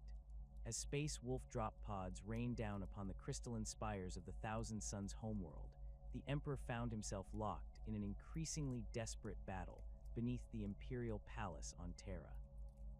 The breach that Magnus had torn through the Webway's dimensional barriers continued to hemorrhage demonic entities into the carefully constructed passages, each new incursion requiring immediate psychic intervention to prevent the corruption from spreading throughout the entire network. The irony of the situation was not lost on the Emperor, whose enhanced temporal perception allowed him to see the cascading consequences of his son's well-intentioned betrayal. Magnus had sought to warn his father of Horus's corruption, but in doing so had effectively removed the Emperor from the very conflict he had been warned about. The psychic energy required to maintain the barriers around the webway breach consumed virtually all of the Emperor's consciousness, leaving him unable to personally intervene in the growing rebellion that was tearing the Imperium apart. His physical form remained seated upon the Golden Throne, that ancient dark age of technology artifact that amplified his psychic abilities and allowed him to project his consciousness across the dimensional barriers that separated real space from the warp. The Golden Throne itself had been discovered during the excavations beneath the Imperial Palace, its origins predating human civilization by millions of years. The device's creators remained unknown, though its sophisticated psychic amplification systems suggested a species with understanding of warp manipulation that rivaled or exceeded even the ancient Eldar. The Emperor had spent decades studying the throne's mechanisms, gradually learning to interface his consciousness with its arcane systems to enhance his already formidable psychic abilities. The device's integration with the webway's control systems had been essential for managing the network's expansion, but now it served as his prison as much as his tool. The demon incursion that poured through Magnus's breach represented threats that defied conventional military response. These were not physical entities that could be destroyed through bolter fire or chainsword strikes, but manifestations of pure chaos energy that existed partially in real space and partially within the warp itself. The creatures could phase between dimensions at will, appearing suddenly to strike at defenders before vanishing back into the immaterium when faced with effective resistance. Their very presence corrupted the webway's carefully maintained dimensional stability, creating expanding zones of chaotic energy that threatened to collapse entire sections of the network if left unchecked. The Emperor's battle against these entities required him to project his consciousness directly into the webway passages, where he fought a war of psychic energy and willpower against opponents that possessed no physical form to destroy. Each demon that manifested within the network had to be individually banished through focused psychic assault, a process that required precise application of force to avoid damaging the dimensional barriers that kept the passages stable. The constant vigilance necessary to detect and respond to new incursions meant that the Emperor could never fully withdraw his attention from the webway, effectively trapping him in an endless defensive campaign. The scale of the demon incursion grew steadily worse as chaos entities throughout the galaxy became aware of the breach in Terra's defenses. What had begun as a localized rupture in the webway's barriers gradually expanded into a major focal point for chaos activity, drawing demons from across the immaterium to assault the dimensional boundaries that protected humanity's homeworld. The Emperor found himself fighting not just the initial wave of entities that had poured through Magnus's breach, but a constantly reinforced army of chaos creatures that viewed the webway as a highway directly into the heart of the Imperium. The psychological toll of this endless battle began to manifest in ways that even the Emperor's superhuman constitution could not entirely resist. His consciousness, spread across thousands of kilometers of interdimensional passages, was forced to maintain simultaneous awareness of countless different threats while preserving the complex psychic constructs that kept the webway stable. The mental strain of coordinating these efforts while simultaneously banishing demon after demon created a level of psychic exhaustion that the Emperor had never previously experienced in his millennia of existence. The Emperor's physical form, seated upon the Golden Throne, began to show signs of the enormous psychic effort he was expending in the webway. His flesh grew pale and drawn, while his breathing became labored as increasing portions of his life force were channeled into maintaining the dimensional barriers. The ornate life support systems built into the throne's structure activated automatically, providing nutrients and oxygen to sustain his body, while his consciousness fought its desperate battle in another dimension. The sight of the master of mankind, reduced to such a state, would have shattered the morale of any imperial citizen who witnessed it, but the throne room remained sealed to all but the most essential personnel. The strategic implications of the emperor's incapacitation became apparent as reports reached Terra of Horus's growing rebellion. The War Master had revealed his corruption openly, turning fully half of the Space Marine legions against their oaths of loyalty to the Emperor and the Imperium. Entire sectors of space fell under traitor control as the sons of Horus, World Eaters, Death Guard, and Emperor's children prosecuted their own version of the Great Crusade, spreading chaos corruption instead of imperial compliance. The Loyalist legions found themselves outnumbered and outmaneuvered by enemies who possessed intimate knowledge of imperial tactics and capabilities. Without the Emperor's direct leadership and strategic guidance, the imperial response to the heresy lacked the coordination and decisiveness that had characterized the Great Crusade's most successful campaigns. The Primarchs who remained loyal to the imperial cause were forced to make critical decisions without access to their father's temporal foresight and strategic brilliance. Rogel Dorn fortified Terra against the inevitable siege, while Robute Guilliman attempted to organize the scattered loyalist forces into a coherent resistance movement. However, their efforts were hampered by communication delays, resource shortages, and the simple fact that they were facing opponents who had been their brothers and equals in terms of tactical capability. The Emperor's awareness of the growing crisis created a torment that exceeded even the physical strain of his battle within the webway. His enhanced perception allowed him to observe the consequences of his absence as they unfolded across the galaxy, watching helplessly as worlds that had been brought into imperial compliance through decades of effort fell to chaos corruption within months or weeks. The secular empire he had spent millennia building was collapsing into religious warfare and demonic possession, while the Space Marine legions that represented humanity's greatest military achievement turned their weapons against each other in a fratricidal conflict that would scar the galaxy for millennia to come. The tragedy of Magnus's breach extended beyond its immediate consequences to encompass the complete derailment of the Emperor's long-term plans for humanity's evolution. The Webway project had represented far more than an improved transportation network. It was intended to serve as the foundation for humanity's transformation into a fully psychic species capable of defending itself against any threat the galaxy could produce.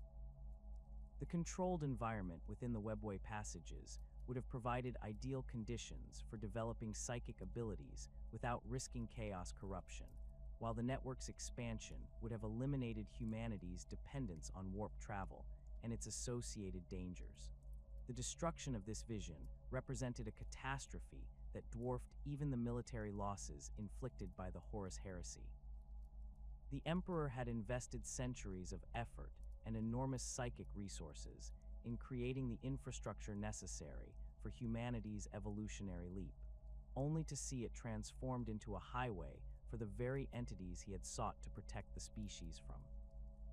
The irony was particularly bitter given that Magnus had possessed the psychic potential to serve as a key figure in humanity's transformation, his abilities making him ideally suited to help guide the species through its transition to full psychic awareness. The Emperor's relationship with Magnus had been among his closest and most hopeful, as the Crimson King's intellectual curiosity and psychic gifts had seemed to embody humanity's future potential. The Thousand Sons Primarch's fall from grace represented not just a personal betrayal, but the loss of a crucial ally in the Emperor's grand design for human evolution. Magnus's corruption by chaos entities seeking to exploit his guilt and desperation over the Webway breach eliminated any possibility of redemption or reconciliation, transforming one of the Emperor's most beloved sons into an active enemy of everything he had worked to achieve. The demon war within the Webway continued to escalate as more chaos entities became aware of the breach and sought to exploit it for their own purposes. The four great chaos gods began to coordinate their efforts, sending their most powerful demon princes and greater demons to assault the dimensional barriers that the Emperor struggled to maintain. These entities possessed capabilities that far exceeded those of the lesser demons that had initially poured through Magnus's breach, requiring correspondingly greater expenditures of psychic energy to banish or contain. The Emperor found himself fighting opponents whose power approached his own, creatures that could match his psychic abilities while possessing the advantage of existing primarily within the warp rather than being anchored to a physical form. The Custodian Guard, those genetically enhanced warriors who served as the Emperor's personal protectors, were deployed in increasing numbers to provide physical security for the sections of the webway that remained accessible from Terra. These golden-armored giants fought running battles against demon incursions that manifested within the passages, their guardian spears and bolter weapons proving effective against entities that had partially manifested in real space. However, the custodians could not address the fundamental problem of the dimensional breach itself, which required psychic intervention that only the Emperor possessed the capability to provide. The Sisters of Silence, those rare individuals whose psychic null abilities could disrupt warp-based phenomena, were also committed to the Webway War in unprecedented numbers. Their presence created zones of psychic nullification that prevented demons from fully manifesting within the passages, buying time for the Emperor to focus his efforts on banishing the most dangerous threats. However, the Sisters' abilities were limited in scope and duration, requiring them to work in carefully coordinated rotations to maintain effective coverage of the most critical passage junctions. The industrial capacity of Terra was gradually redirected towards supporting the Webway War, with forge complexes producing specialized weapons and equipment designed for fighting demonic entities in interdimensional environments. Psychically attuned ammunition, blessed oils and unguents, and protective wards were manufactured in vast quantities to supply the forces fighting within the passages. The planet's entire economy began to revolve around sustaining a conflict that remained largely invisible to the general population, who were told only that critical infrastructure required increased security measures. The Emperor's isolation from imperial governance created a power vacuum that various factions attempted to fill, though none possessed the authority or capability to truly replace his leadership. The Council of Terra, composed of high-ranking imperial officials and military commanders, assumed responsibility for day-to-day administration, while the Primarchs handled military operations in their respective sectors. However, the lack of unified command and the absence of the Emperor's strategic vision created coordination problems that the traitor forces were quick to exploit. The Mechanicum of Mars found itself divided by the heresy, with some Forge worlds declaring for Horus, while others remained loyal to the Emperor. The schism within the Tech Priests ranks created supply shortages for loyalist forces, while providing the traitors with access to advanced weapons and equipment that had previously been restricted to Imperial use. The loss of Mars's industrial capacity represented a strategic disaster that further hampered the loyalist response to the growing rebellion. As the Horus Heresy spread across the galaxy, the Emperor's battle within the Webway intensified correspondingly. The emotional turmoil and psychic energy generated by the massive conflicts raging throughout Imperial space provided additional power for chaos entities seeking to exploit the breach in Terra's defenses. The demon incursions became more frequent and more powerful, requiring ever greater expenditures of the Emperor's psychic strength to contain.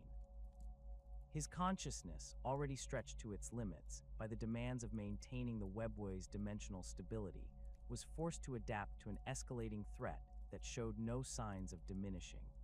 The realization that his greatest creation had become his greatest burden weighed heavily upon the Emperor's consciousness as he fought his endless war within the interdimensional passages. The Webway that was meant to herald humanity's golden age had instead become the anchor that prevented him from defending the Imperium against its greatest existential threat. The bitter irony of the situation was not lost on a being whose temporal perception allowed him to see how different choices might have led to vastly different outcomes, though such knowledge provided no comfort in the face of the catastrophe that Magnus's breach had unleashed upon the galaxy. The siege of Terra had raged for 55 days when the Emperor made the decision that would determine the fate of humanity for the next 10 millennia. From the ramparts of the imperial palace, he could observe the devastation that Horus's forces had wrought upon the cradle of mankind. The once magnificent spires of Terra's greatest cities lay in ruins, their adamantine structures reduced to twisted metal and pulverized rockcrete by the relentless bombardment of traitor artillery. The sky above the throne world burned with the fires of orbital combat, as loyalist and traitor fleets engaged in desperate battles that rained debris upon the planet's surface like falling stars. The Emperor's physical form remained anchored to the Golden Throne, his consciousness still locked in the endless battle against the demon incursion within the webway. Yet his awareness extended far beyond the interdimensional passages, where he fought his desperate holding action against chaos entities. Through his enhanced perception, he could observe every aspect of the siege unfolding around the imperial palace, from the individual struggles of guardsmen manning the outer walls to the grand strategic movements of entire armies across Terra's scarred continents. Rogel Dorn's defensive preparations had transformed the imperial palace into the most formidable fortress in human history, its walls reinforced with layers of adamantine plating and void shields that could withstand direct hits from battleship-grade weaponry. The palace's defensive systems incorporated technologies recovered from the dark age of technology, alongside innovations developed specifically for this siege, creating overlapping fields of fire that could destroy entire armored companies within minutes. Yet despite these preparations, the Emperor could see that the palace's defenses were gradually being overwhelmed by the sheer scale of the traitor assault. The forces arrayed against Terra represented the largest military concentration in galactic history. 4 entire Space Marine legions had declared for Horus, their ranks swollen by cultist auxiliaries, demon engines, and the corrupted remnants of Imperial army regiments that had fallen to chaos during the long years of civil war. The Sons of Horus led the assault with their characteristic aggression and tactical flexibility, while the World Eaters threw themselves against the palace walls in frenzied charges that left the battlements slick with blood. The Death Guard advanced methodically through the outer defensive rings, their enhanced resilience allowing them to shrug off casualties that would have broken lesser forces, while the Emperor's children sought weak points in the defenses with the precision that had once made them exemplars of Imperial military doctrine. The Emperor's psychic senses detected the presence of his corrupted sons among the attacking forces, their once pure psychic signatures now tainted by the malevolent energies of their chaos patrons. Mortarian's essence reeked of pestilence and decay, reflecting his transformation into a demon prince of Nurgle. Fulgrim radiated the twisted perfection of Slaanesh, his pursuit of sensation having led him down paths that had stripped away his humanity entirely. Angron's psychic presence burned with the mindless rage of Khorne, the butcher's nails that had tormented him for decades now augmented by demonic possession that had transformed him into a creature of pure violence. Most painful of all was the psychic signature of Horus himself, the War Master whose corruption represented the Emperor's greatest failure as both father and leader.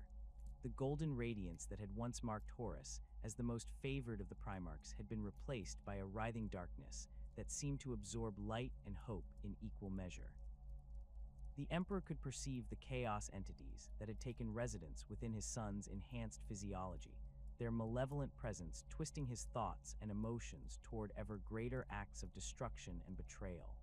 The being that commanded the traitor forces bore little resemblance to the loyal son who had once stood at the Emperor's side during the Great Crusade's greatest victories. The siege's progression followed patterns that the Emperor's temporal perception had foreseen decades earlier, though the specific details varied according to the countless variables that influenced individual battles. The outer defensive rings fell one by one as traitor forces concentrated overwhelming firepower against specific sections of the palace's perimeter. Each breakthrough cost the attackers enormous casualties, but Horus's forces possessed numerical superiority that allowed them to absorb losses that would have crippled smaller armies. The loyalist defenders fought with desperate courage, knowing that Terra's fall would mean the end of the Imperium and humanity's descent into an age of darkness from which it might never recover. The Emperor's loyal sons fought with distinction during the siege's most critical phases. Rogel coordinated the palace's defenses with methodical precision, his strategic brilliance evident in every carefully planned fallback position and overlapping field of fire. Sanguinius led counterattacks that temporarily drove back traitor advances, his presence on the battlefield inspiring loyalist forces to feats of heroism that defied rational explanation. Jagatai Khan's white scars struck at traitor supply lines and communication networks, their hit-and-run tactics disrupting enemy coordination at crucial moments. Yet despite their efforts, the Emperor could see that the siege's outcome was inevitable unless he took direct action. The traitor forces possessed too many advantages in terms of numbers, equipment, and demonic support for the loyalist defenders to maintain their resistance indefinitely. The palace's walls, no matter how well fortified, could not withstand the concentrated assault of 4 Space Marine legions supported by the unlimited resources of chaos. The Emperor's temporal perception revealed potential futures where the palace fell within days, its defenders overwhelmed by enemies who had once been their brothers in arms. The decision to abandon his post at the Golden Throne represented perhaps the most difficult choice the Emperor had made in his millennia of existence. The demon incursion within the webway required his constant attention to prevent it from spreading beyond the interdimensional passages into Terra's physical structure. Every moment he spent away from the psychic barriers that contained the chaos entities increased the risk of catastrophic breach that could transform the throne world itself into a demon world. Yet the alternative was to remain passive while Horus destroyed everything he had worked to build, allowing the Imperium to collapse while he fought an ultimately futile holding action against enemies that could simply wait for his physical form to succumb to exhaustion. The Emperor's preparation for departure from the Golden Throne required careful coordination with the Adeptus Custodes and Sisters of Silence who had been fighting the demon incursion within the webway. Additional psychic barriers were constructed around the most critical breach points, while the palace's defensive systems were reconfigured to provide overlapping fields of psychic nullification that would slow any demon expansion during his absence. The measures were temporary at best, buying hours rather than days before the contained entities would break through their restraints, but they would have to suffice for the confrontation that lay ahead. The Emperor's physical departure from the Golden Throne sent ripples of psychic energy throughout Terra and beyond, as being sensitive to warp phenomena detected the movement of a psychic presence that had remained stationary for decades. On distant worlds, astropaths collapsed as the psychic beacon that had guided their communications suddenly shifted position, while navigator houses throughout the galaxy reported disruptions in their ability to perceive the astronomican's guiding light. The Emperor's movement represented a fundamental shift in the galaxy's psychic landscape, one that would have far-reaching consequences regardless of the confrontation's outcome. The teleportation assault on the vengeful spirit was planned with the same meticulous attention to detail that had characterized the Emperor's greatest military victories during the Unification Wars and Great Crusade. The strike force assembled for the mission represented the finest warriors that loyalist forces could provide: the Emperor himself, Sanguinius of the Blood Angels, and Rogel Dorn of the Imperial Fists, supported by elite formations of Adeptus Custodes and Imperial Fists Terminators. Each warrior had been selected not only for their combat capabilities, but for their psychological resilience against the chaos corruption that would undoubtedly permeate Horus's flagship. The vengeful spirit itself had undergone horrific transformations during the years of civil war, its once pristine corridors twisted into labyrinthine passages that defied rational architecture. The ship's machine spirit had been corrupted by prolonged exposure to chaos energies, its systems responding to the malevolent will of entities that existed partially within the warp.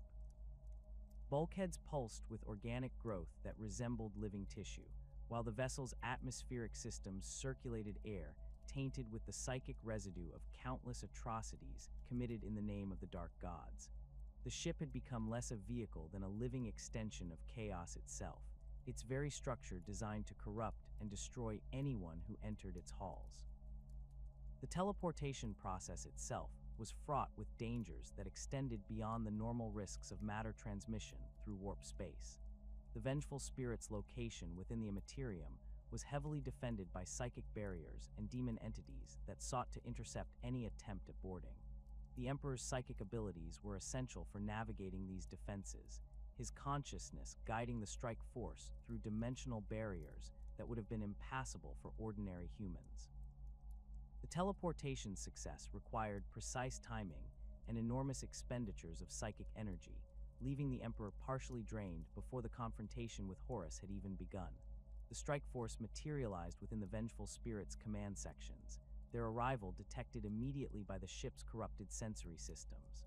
Alarms began wailing throughout the vessel as traitor forces mobilized to repel the boarding action, but the Emperor's temporal perception had anticipated their responses.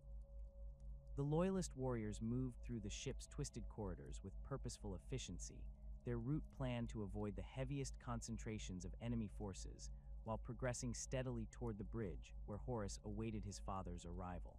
The battles fought within the vengeful spirit's corridors defied conventional military logic, as the ship's chaos-corrupted structure actively assisted the defending traitor forces. Passages would suddenly reconfigure themselves to trap advancing loyalists, while bulkheads would sprout weapon emplacements that fired without human operators. The very air within the ship seemed to resist the loyalist advance, growing thick and oppressive as they approached areas of greatest chaos corruption.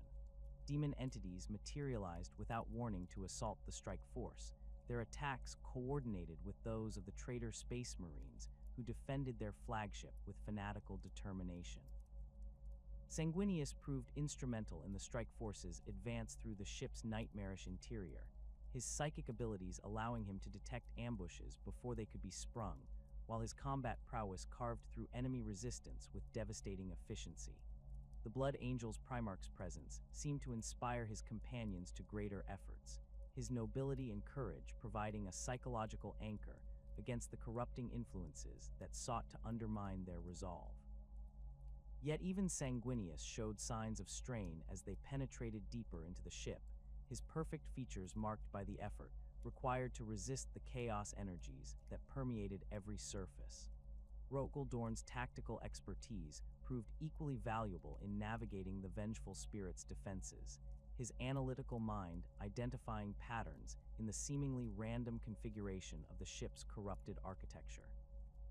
The Imperial Fist's Primarch directed the strike forces movement with characteristic precision, his understanding of fortification principles allowing him to recognize weak points in defenses that had been designed according to inhuman logic. His presence provided stability and purpose to the mission, his unwavering loyalty to the Emperor serving as an example to the other members of the strike force. The Adeptus Custodes fought with the silent efficiency that had made them the Emperor's chosen guardians for millennia, their guardian spears and bolter weapons proving devastatingly effective against both traitor space marines and demon entities.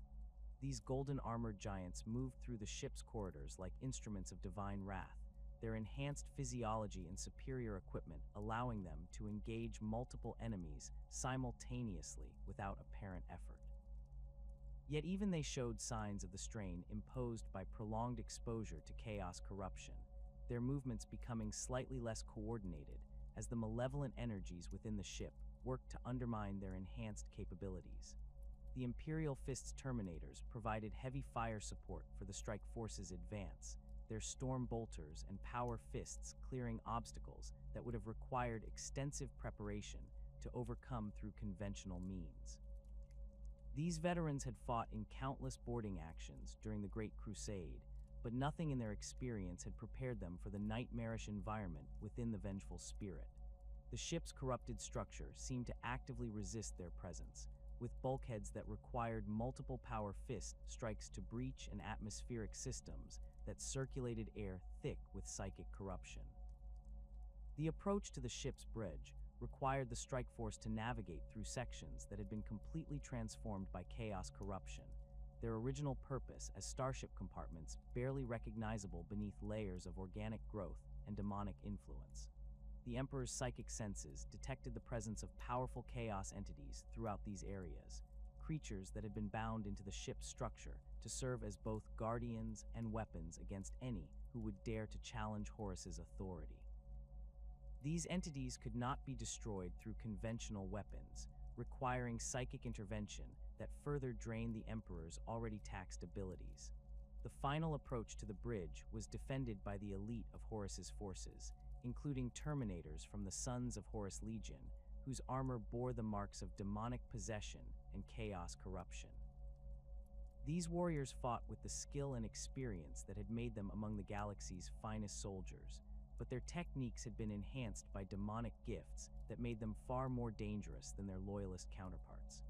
The battle for access to the bridge required the strike force to engage enemies who possessed not only superior numbers but supernatural abilities that defied conventional tactical responses.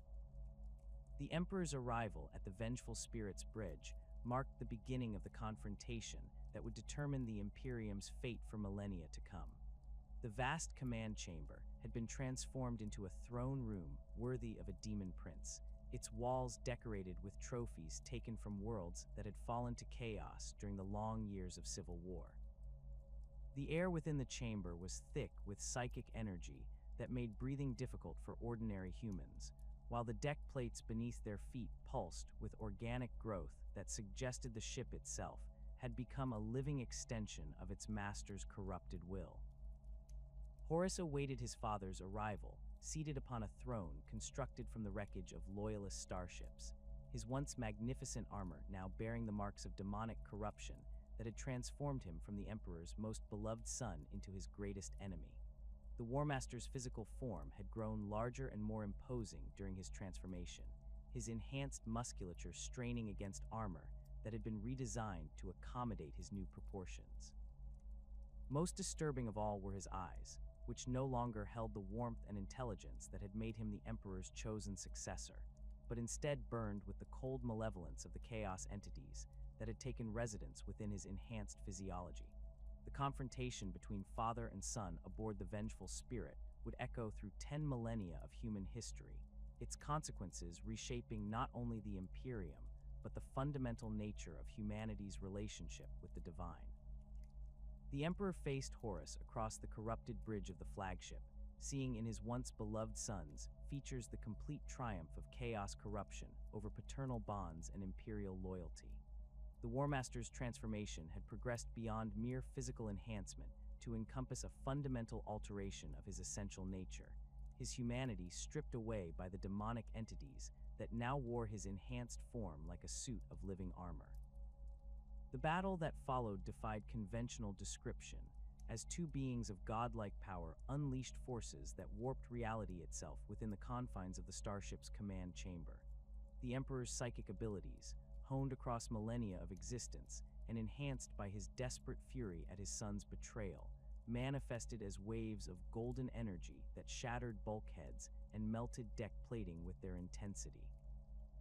Horus responded with power drawn directly from the Chaos Gods themselves, his attacks channeling the combined malevolence of entities that had spent eons planning humanity's destruction. The duel's progression revealed the true extent of Horus's corruption and the Emperor's reluctance to destroy what remained of his son. Each exchange of psychic energy and physical blows demonstrated capabilities that exceeded those of ordinary Primarchs, as both combatants drew upon reserves of power that transcended normal biological limitations. The Emperor's strikes were precise and devastating, targeting the demonic entities that had taken residence within Horus's enhanced physiology, while attempting to preserve whatever fragments of his son's original personality might remain uncorrupted.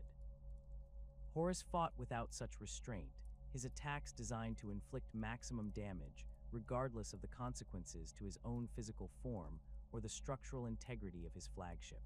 The chaos entities that controlled his actions cared nothing for his survival beyond its utility in destroying the Emperor, viewing the War Master's enhanced body as merely another weapon to be expended in service of their cosmic goals.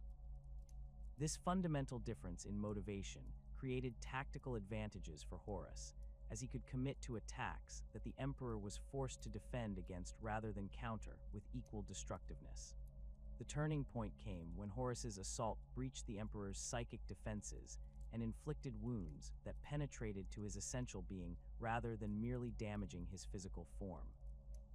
The War Master's claws, enhanced by demonic power and wielded with supernatural strength, tore through the Emperor's armor and flesh to strike at the psychic matrix that maintained his consciousness across multiple dimensions. The injuries were unlike anything the Emperor had experienced in his millennia of existence, attacking not just his body, but the fundamental structures that enabled his immortal existence. The Emperor's realization that his son was truly lost came in the moment when Horus prepared to deliver the killing blow, his corrupted features showing no trace of recognition or regret for the patricide he was about to commit. The being that had once been the Emperor's most beloved son now existed only as a vessel for chaos entities whose hatred for humanity burned with the intensity of stellar fire. The Emperor understood that any mercy shown to this creature would result not only in his own destruction, but in the complete triumph of chaos over the species he had spent his existence protecting. The psychic energy that the Emperor unleashed in response to this realization exceeded anything he had previously manifested, drawing upon reserves of power that he had carefully hoarded throughout his long existence. The attack was not merely destructive, but annihilating, designed to completely erase Horus's existence from both the material universe and the warp itself. The golden fire that erupted from the Emperor's consciousness burned away not only Horus's physical form, but the demonic entities that had corrupted him, their screams of agony echoing across dimensions as they were torn from existence by forces they could not comprehend or resist. The effort required to completely destroy his son and the chaos entities within him proved to be the Emperor's undoing, the massive expenditure of psychic energy leaving his physical form critically damaged and his consciousness scattered across multiple dimensional planes. The wounds inflicted by Horus's claws had already compromised his ability to maintain coherent existence in the material universe, and the final attack that destroyed the War Master consumed the last reserves of strength that might have enabled his recovery. The Emperor collapsed upon the deck of the Vengeful Spirit, his golden armor cracked and bloodied, his breathing reduced to shallow gasps that barely sustained his failing organs. The loyalist forces that recovered the Emperor's broken form from the Vengeful Spirit faced a crisis that threatened to destroy the Imperium even in the moment of its greatest victory. The Master of Mankind, whose presence had served as the foundation for human unity and expansion across the galaxy, lay dying from injuries that defied all attempts at conventional healing. His consciousness flickered between the material universe and the warp, his psychic presence becoming increasingly unstable as his physical anchor to reality weakened with each passing moment. The decision to entomb the Emperor upon the Golden Throne was made in desperation rather than hope, as Imperial technicians and Medicae struggled to find any means of preserving their master's life. The ancient device that had served as his psychic amplifier during the Webway project offered the only possibility of maintaining his consciousness in a stable state, its life support systems potentially capable of sustaining his damaged body indefinitely. The process of connecting the Emperor's failing form to the throne's mechanisms required techniques that pushed the boundaries of Imperial medical knowledge, as his injuries existed on both physical and psychic levels that conventional treatment could not address. The transformation that occurred when the Emperor was fully integrated with the Golden Throne exceeded all expectations and fears of those who witnessed it. His physical body, while sustained by the device's life support systems, became little more than a desiccated husk that bore only passing resemblance to the vital figure who had once led the Great Crusade. Yet his psychic presence exploded outward from Terra with unprecedented intensity, his consciousness expanding to encompass not merely the solar system, but significant portions of the galaxy itself. The Astronomicon, that psychic beacon which had guided Imperial vessels through the warp, was transformed from a useful navigation aid into a blazing lighthouse that could be perceived from the galaxy's edge. The Emperor's new existence defied conventional understanding of life and death, consciousness and corporeality. His physical form remained anchored to the Golden Throne, sustained by increasingly complex life support systems that required constant maintenance and the daily sacrifice of thousands of psychers whose life force was channeled into maintaining his corporeal shell. Yet his psychic essence existed simultaneously across multiple dimensions, fighting constant battles against chaos entities while maintaining the barriers that protected humanity from demonic incursion. The being that had once walked among his subjects as their immortal but recognizably human leader had become something far more abstract and terrible, a psychic entity of godlike proportions whose consciousness spanned star systems. The irony of the Emperor's transformation was not lost on those who understood the imperial truth's fundamental principles.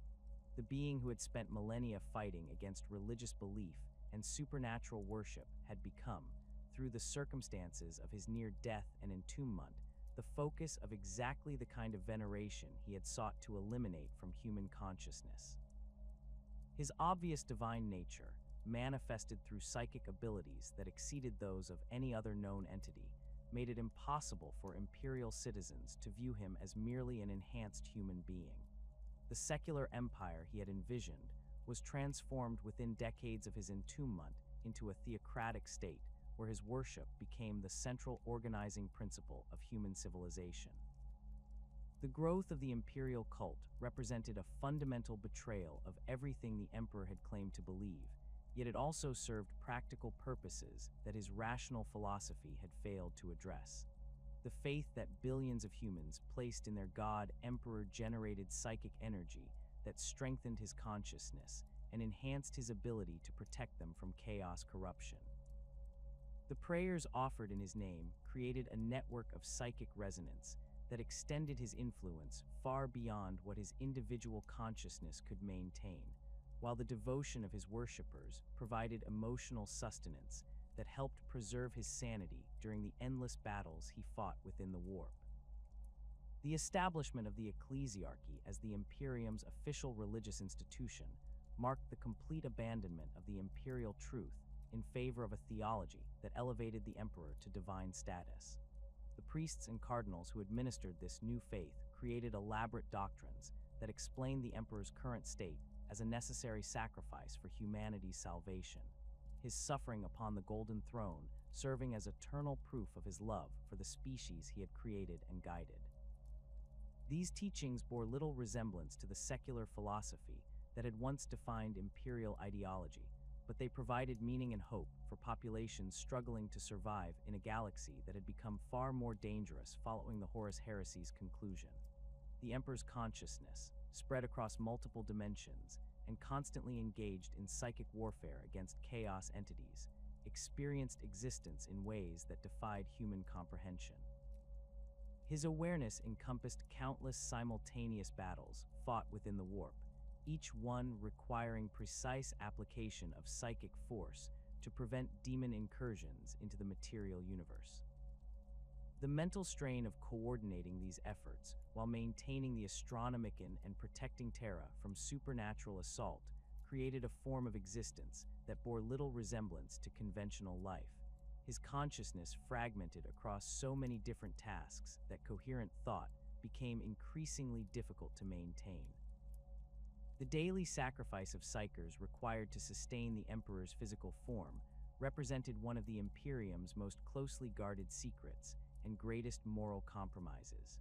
The Golden Throne's life support systems consumed enormous amounts of psychic energy, requiring a constant supply of human souls to fuel the mechanisms that kept the Emperor's body functional.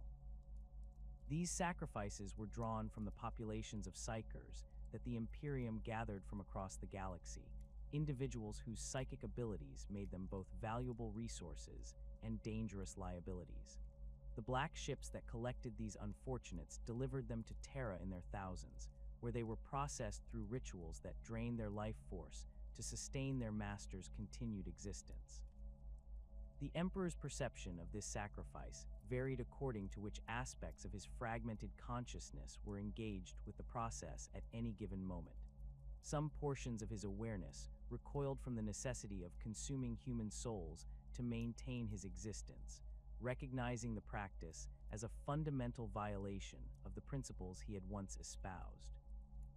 Other fragments of his consciousness accepted the sacrifice as a necessary evil, understanding that his continued existence was essential for humanity's survival against threats that would otherwise overwhelm the species entirely. The moral complexity of the situation reflected the broader contradictions that had emerged from his transformation from secular leader to divine entity. The Emperor's role as humanity's psychic protector extended far beyond the maintenance of the Astronomicon to encompass active intervention in conflicts across the galaxy. His consciousness could manifest in locations where Imperial forces faced overwhelming odds, his psychic presence providing strength and guidance to commanders who found themselves confronting enemies beyond their capabilities.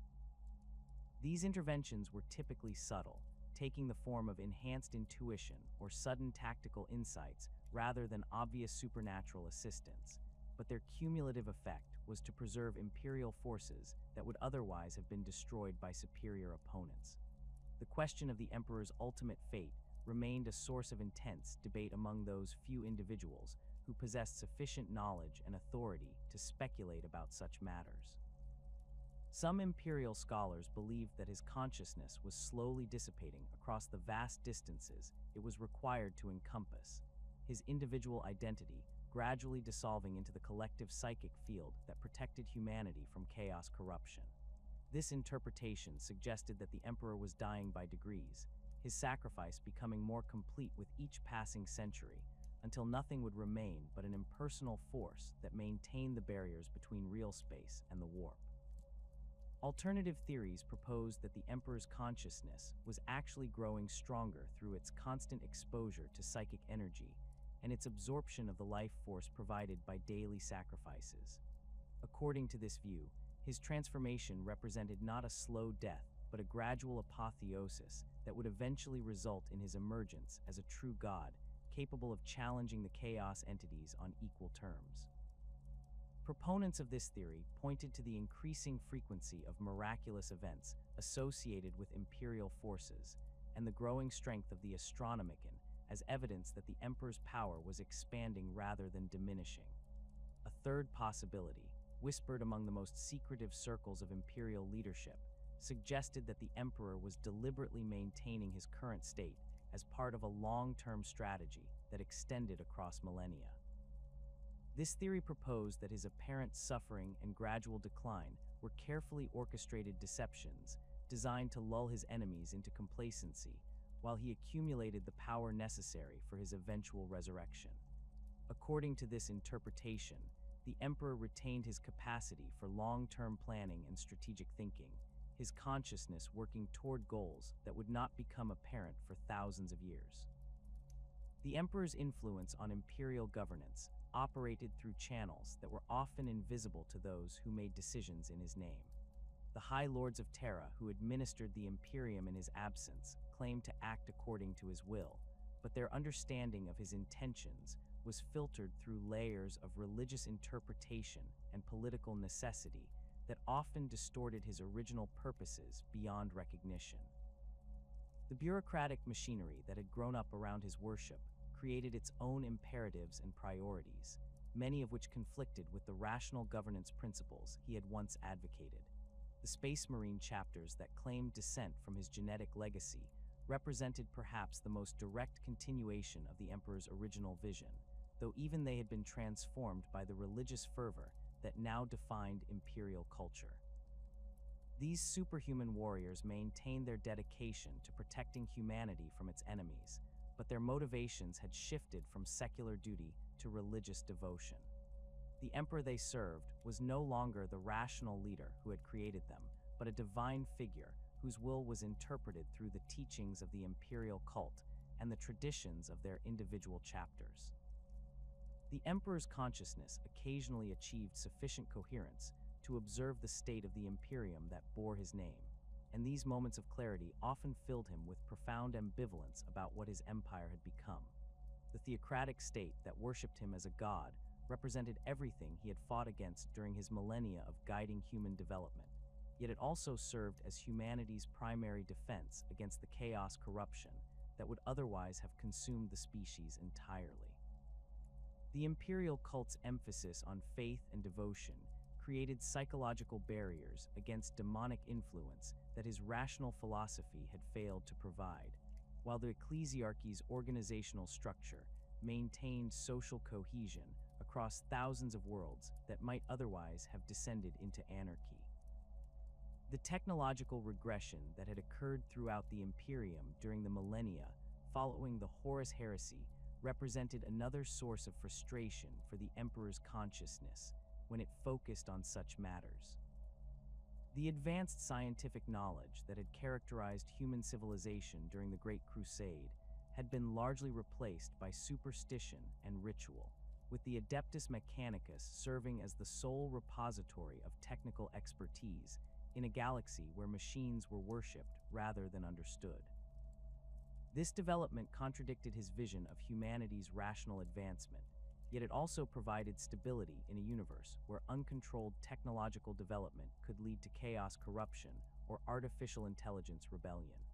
The Emperor's eternal vigil continued across the millennia, his consciousness maintaining its desperate battle against the forces of chaos, while simultaneously serving as the psychic foundation for human civilization's continued existence. The golden throne that sustained his physical form had become both his prison and his weapon, its ancient mechanisms enabling him to project his influence across the galaxy, while trapping him in a state of living death that defied conventional understanding.